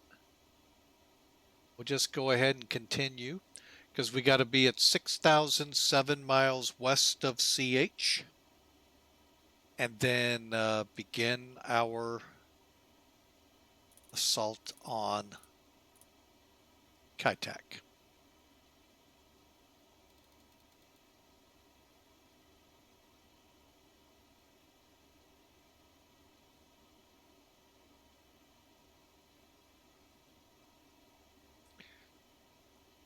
Hang on a second, folks.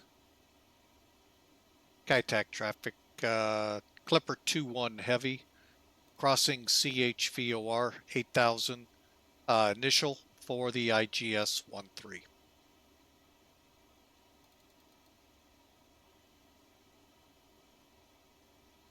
All right, so traffic there knows to get out of my way. No. All right, there's the turn, and we're doing good. 1,000 level off. Just make sure there's no speed requirements put in here. Yeah, 180. Okay. Slowing it down.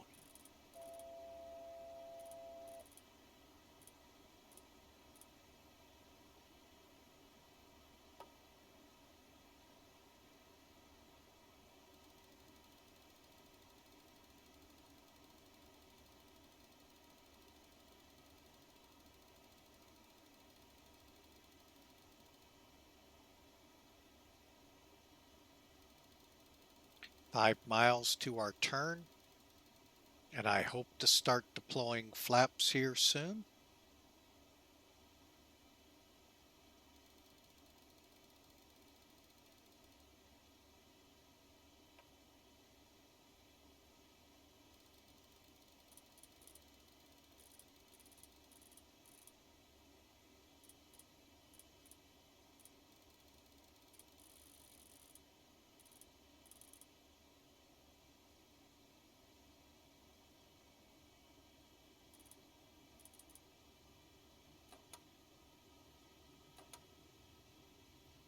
Flaps 5.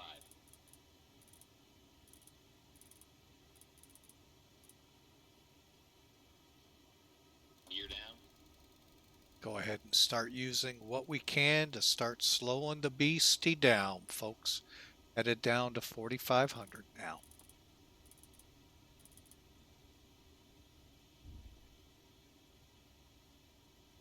Gears down. Green light.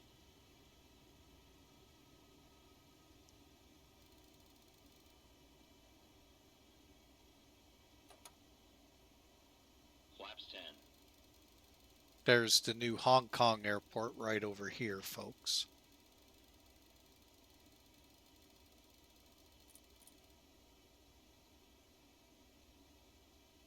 Oh, and they actually have the third runway too. Wow.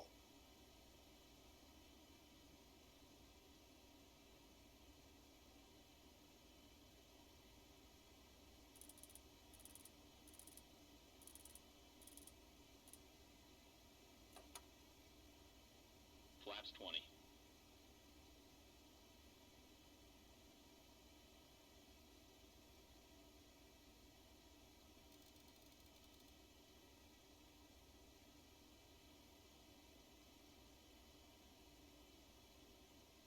Okay, here we go, folks. We're in a cloud. That is not a good sign.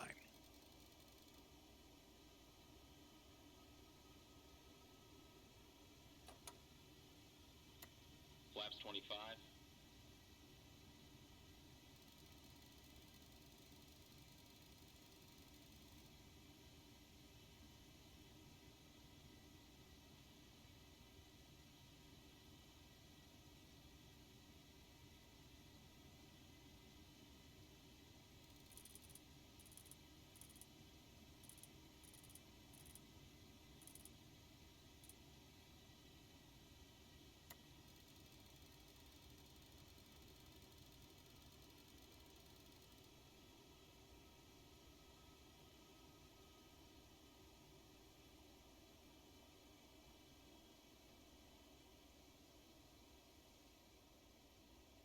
got to get a lay of the land here, folks. Sorry.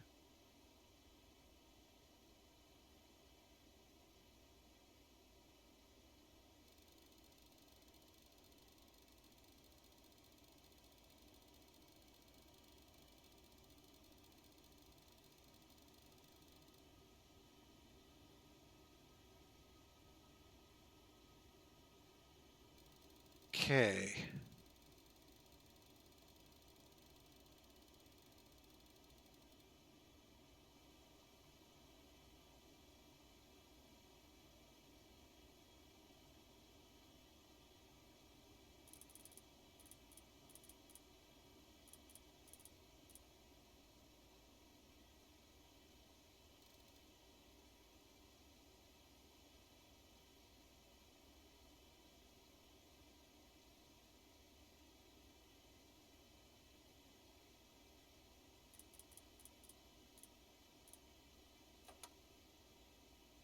Flaps 30.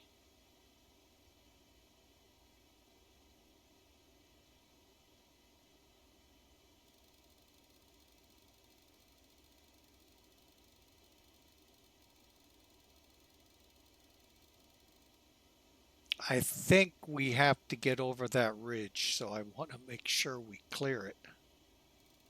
1000 to level off.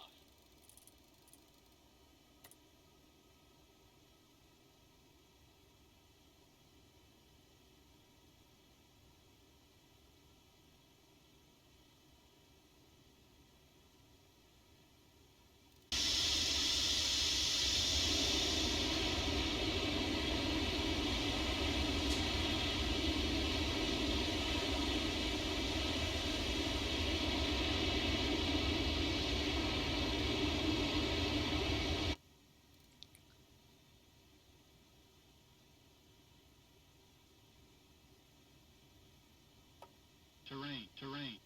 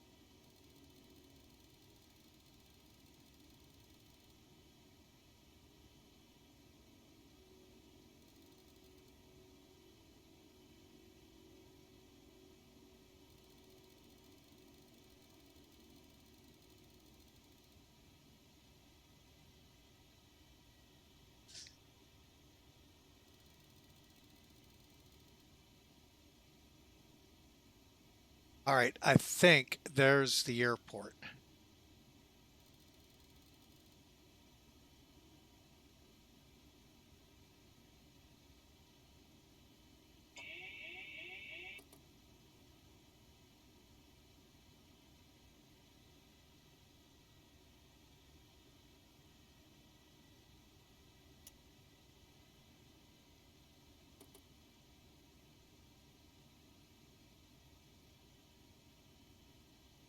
Okay, we are visual.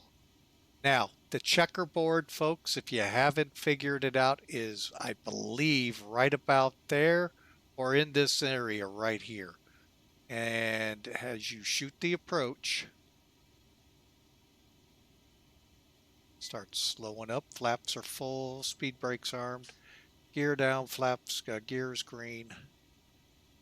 But yeah, this would be about where the checkerboard is. And there's your runway. Now you see where the challenge comes in. Start pulling the power back.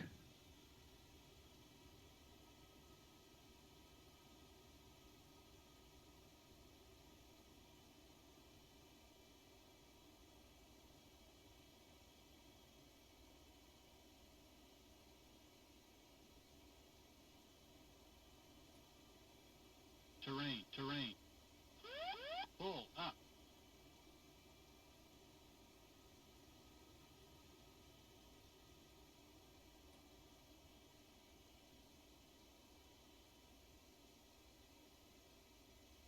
Sink rate.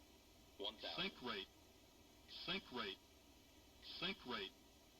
Sink rate. Sink rate. Sink rate. Sink rate. Sink rate. Sink rate. 500. Pull up. Approaching Pull minimums. up. Pull Minimums. up. Pull up. Pull up. Pull up. Pull up. Sink rate. Sink rate. 50, 40, 30, 20, 10.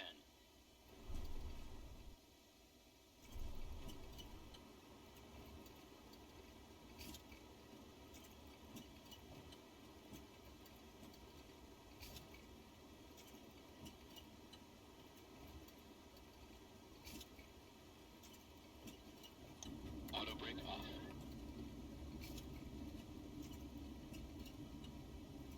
We're going off the end. Unless I can save it with a good skidding turn. 60 knots.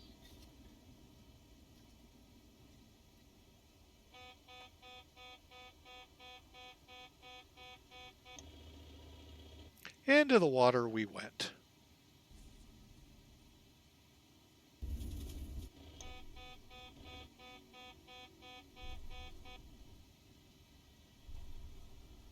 Maybe not.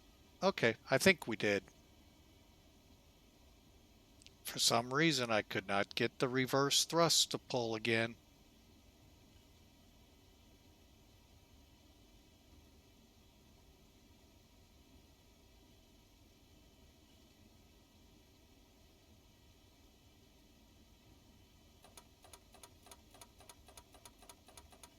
Flaps up.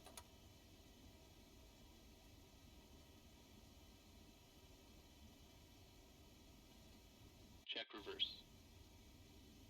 Out, off, reverse. Ah, they really aggravate me, folks.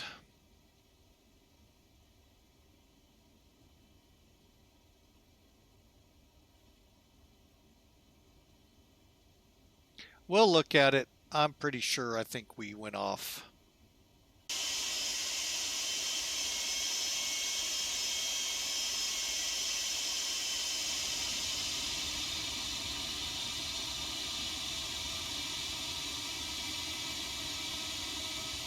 Actually, I don't even think we're on the taxiway. I think that's over here.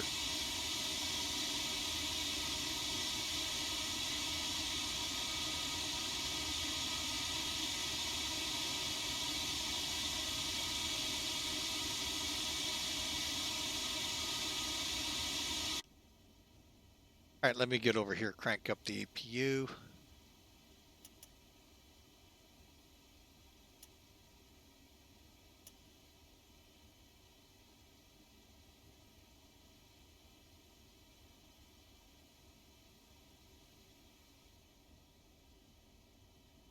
All right, folks, we'll get the definitive answer here in a minute. Oh, we may be coming off. Oh, I don't hope we don't.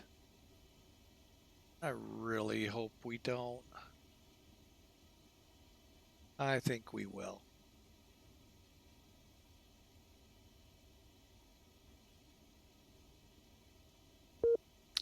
It disconnected us, and that's because our frame rates, folks, now they're up. Go figure.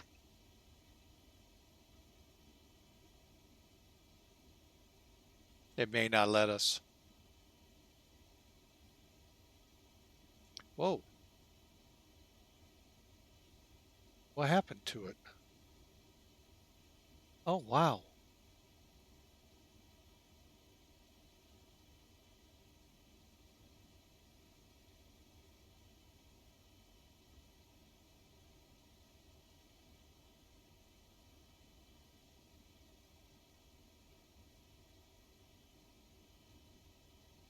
There we go. Don't know what happened there, but it crashed the desktop. The X-Pilot did.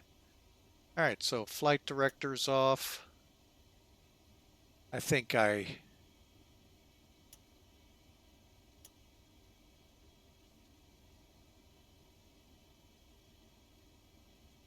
I'm pretty sure, folks, we went off the end.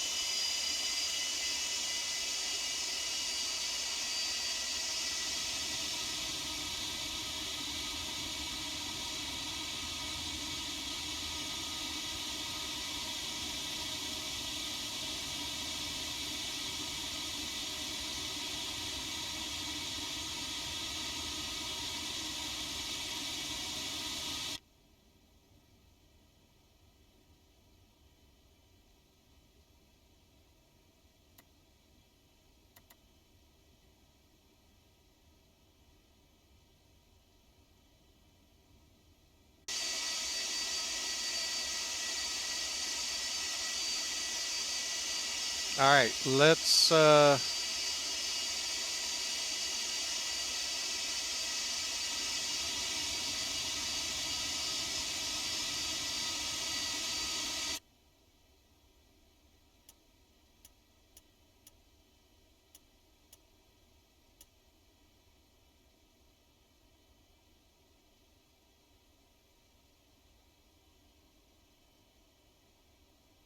and I'm sorry I've ignored the chat here.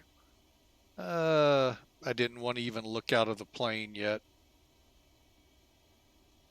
till we got down here, but I've been using the out of the plane at least to help me find my way down to here. See, no we can't. No we can't.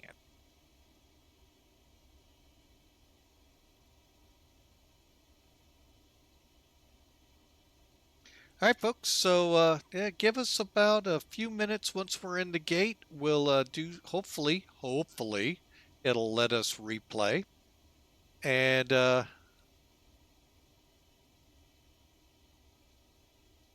see just if we did go off the end of the runway. I think I'm almost certain we did. Let's go ahead and turn these off because we'll forget otherwise. And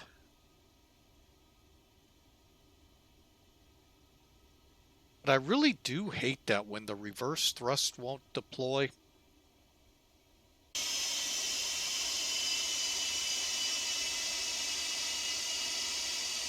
I can hear y'all. Well, what the heck? Well, it's not actually something they planned for. It just helps save wear and tear on the brakes. That's all it is for. And full reverse thrust would have really helped. I even turned the auto throttle off to make that not be a contributing factor to keeping us hot.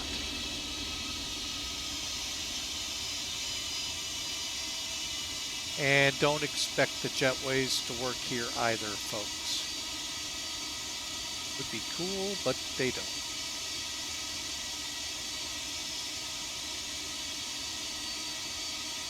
All right. Now, one thing that does irritate me, and I don't know if it's my sim or Felis itself, you have to set the chocks, or you can't. Cockpit to ground. Put the chocks on. You can't get it to record that it's stopped.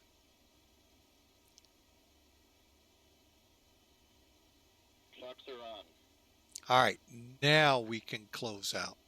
Okay, so we got the brakes off, get all the anti-ice off. Okay, go ahead and get the AP gen on.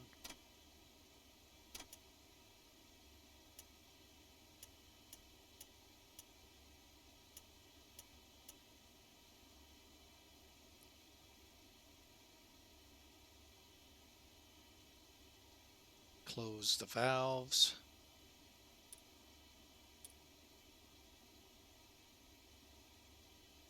Okay, I think we can shut her down now.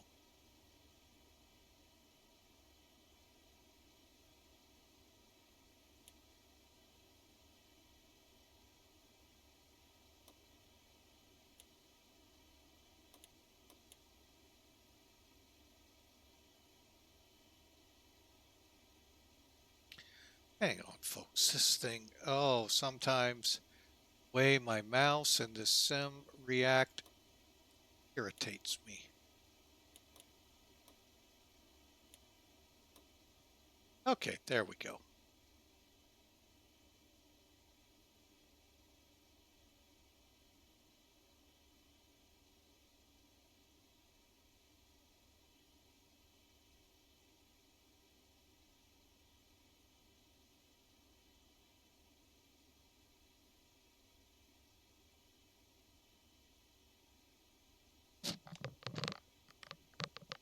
Hang on just a second, folks.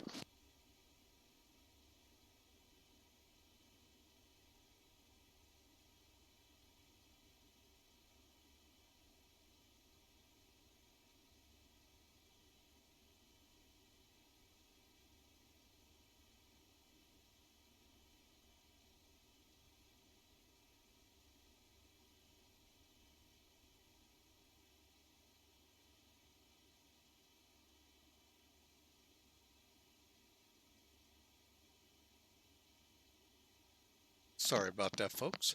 Was taking a phone call and the name didn't ring any bells, and he was calling a wrong number. We'll see if he calls me back. I lay odds he does. All right, so what I want to do here real quick before we get into replay. Well, first off, let's look at Sim Toolkit.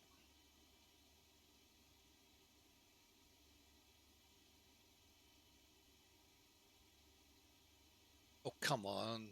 Now we're getting everything wanting to be super slow. Everything went well. There it comes. Now we get on the ground here, Kaitak. What are we running frame rates real quick? It's not bad. Why are... Anyway, Sim Toolkit. Okay, I wasn't really happy with the landing, but 361 isn't all that bad. And 1.1 is not bad. I think we bounced at least once or twice. Full report won't say that, but we'll look. And look, this is what Kaitak looks like today, folks. So we really can't get anything from here. Pretty neat, huh? Anyway, over here, though, we're off by a degree. Pitch. Speed is the problem. We were, for some reason, hot. And I think it's because I was too high. Well, I know I was way too high. But I couldn't get it to slow down to let her sink into the approach.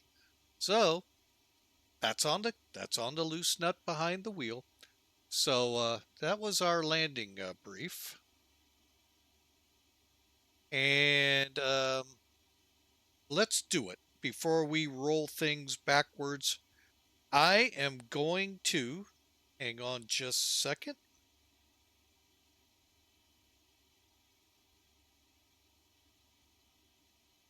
We're going to pull the name.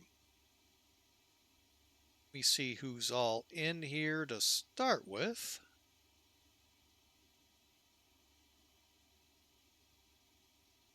And first off, say to you all, thank you. Thank you for being with the stream. Hey, even some that have put their name in the hat are showing up out here. Wow, because it wasn't required you were here. But hey, I'm glad to see you. Glad to have you aboard, folks. Thank you so much for 2 great years at Affiliate. Sometimes very stressful on me. Hopefully I didn't put it out to you all. So thank you for your patience with me and the fun and the good and the bad times. All right, so here we go. Pulling a name from, let's see, first off we have 1, 2, 3.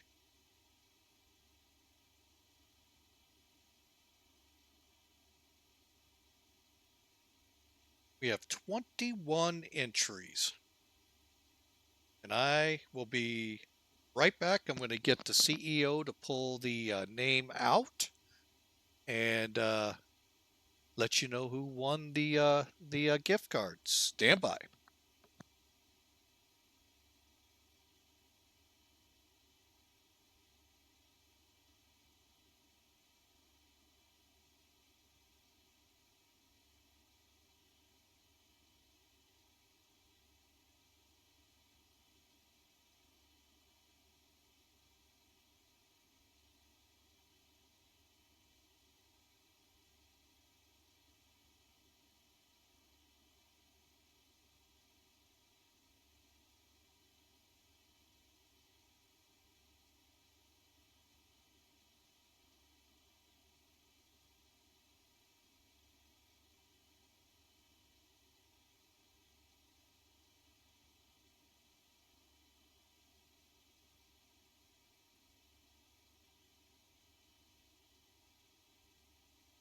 All right, we do have a winner. Downwind Sims. The man that always sleeps on my flights is the one that gets to win.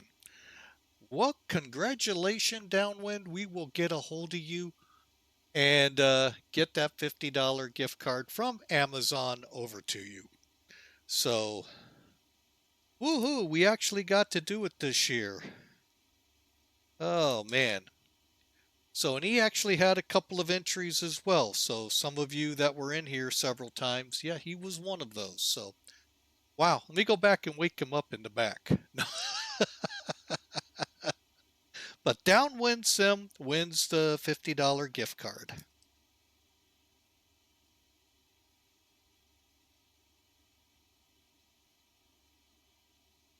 All right. All right, now let's see the bad of the landing. Does it look dark? I'm on the generators, right?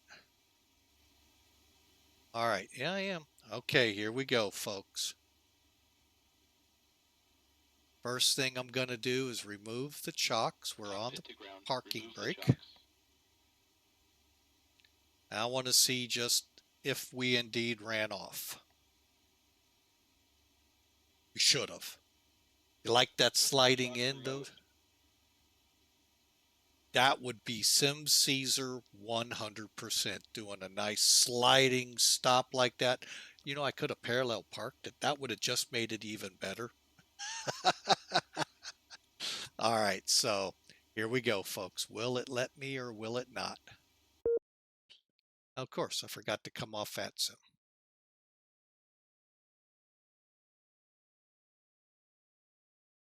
Oh well. We go.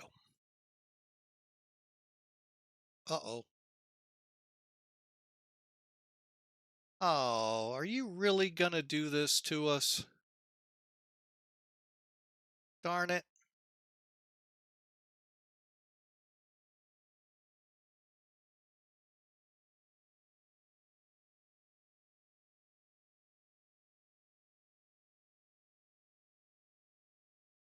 Well, at least you all can't see the spinning wheel here.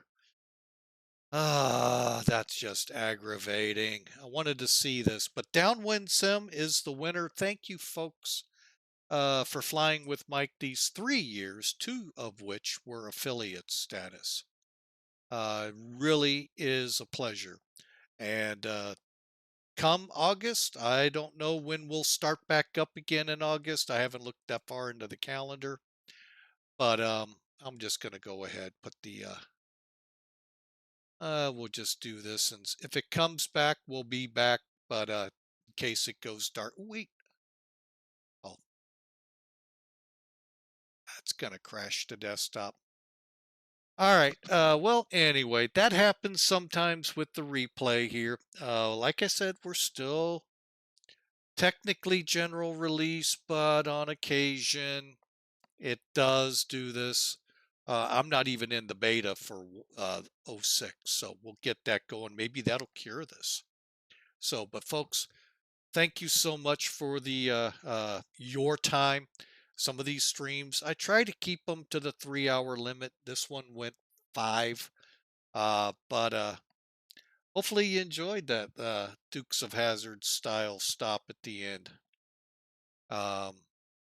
I was even pouring all the coals on to get it going forward again. Oh well.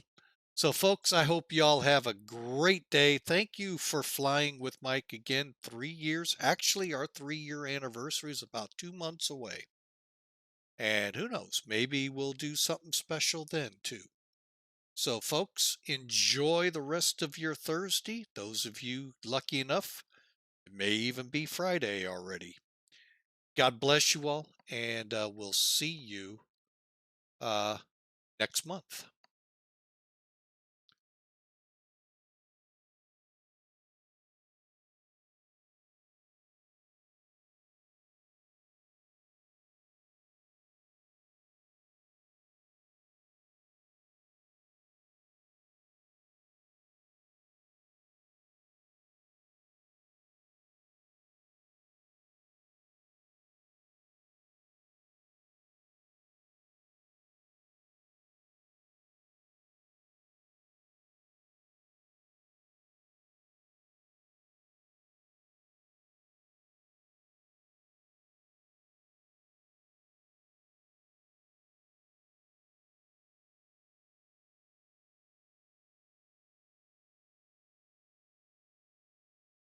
And if you're wondering, the subscribers out there, why the long pause, we went into a commercial break.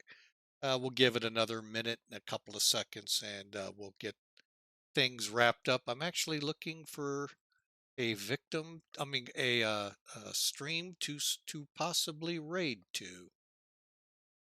And you know what? Let me see. I think we're heading to spy flight land.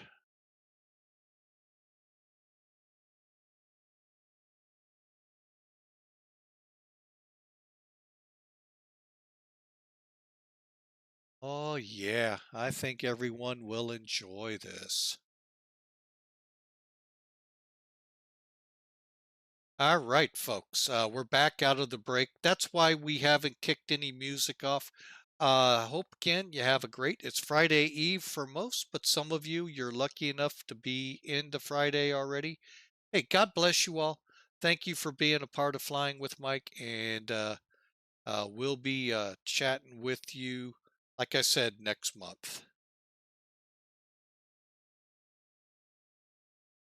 Now I can't find where'd it go. Oh, that's why. I still feel like sometimes I'm a newbie at this. Here we go. So y'all be good. God bless. We'll see you in August. And by the way, we're going to go ahead and send y'all over to the spy flight. It's flying koala.com, Cape Town to George, South America.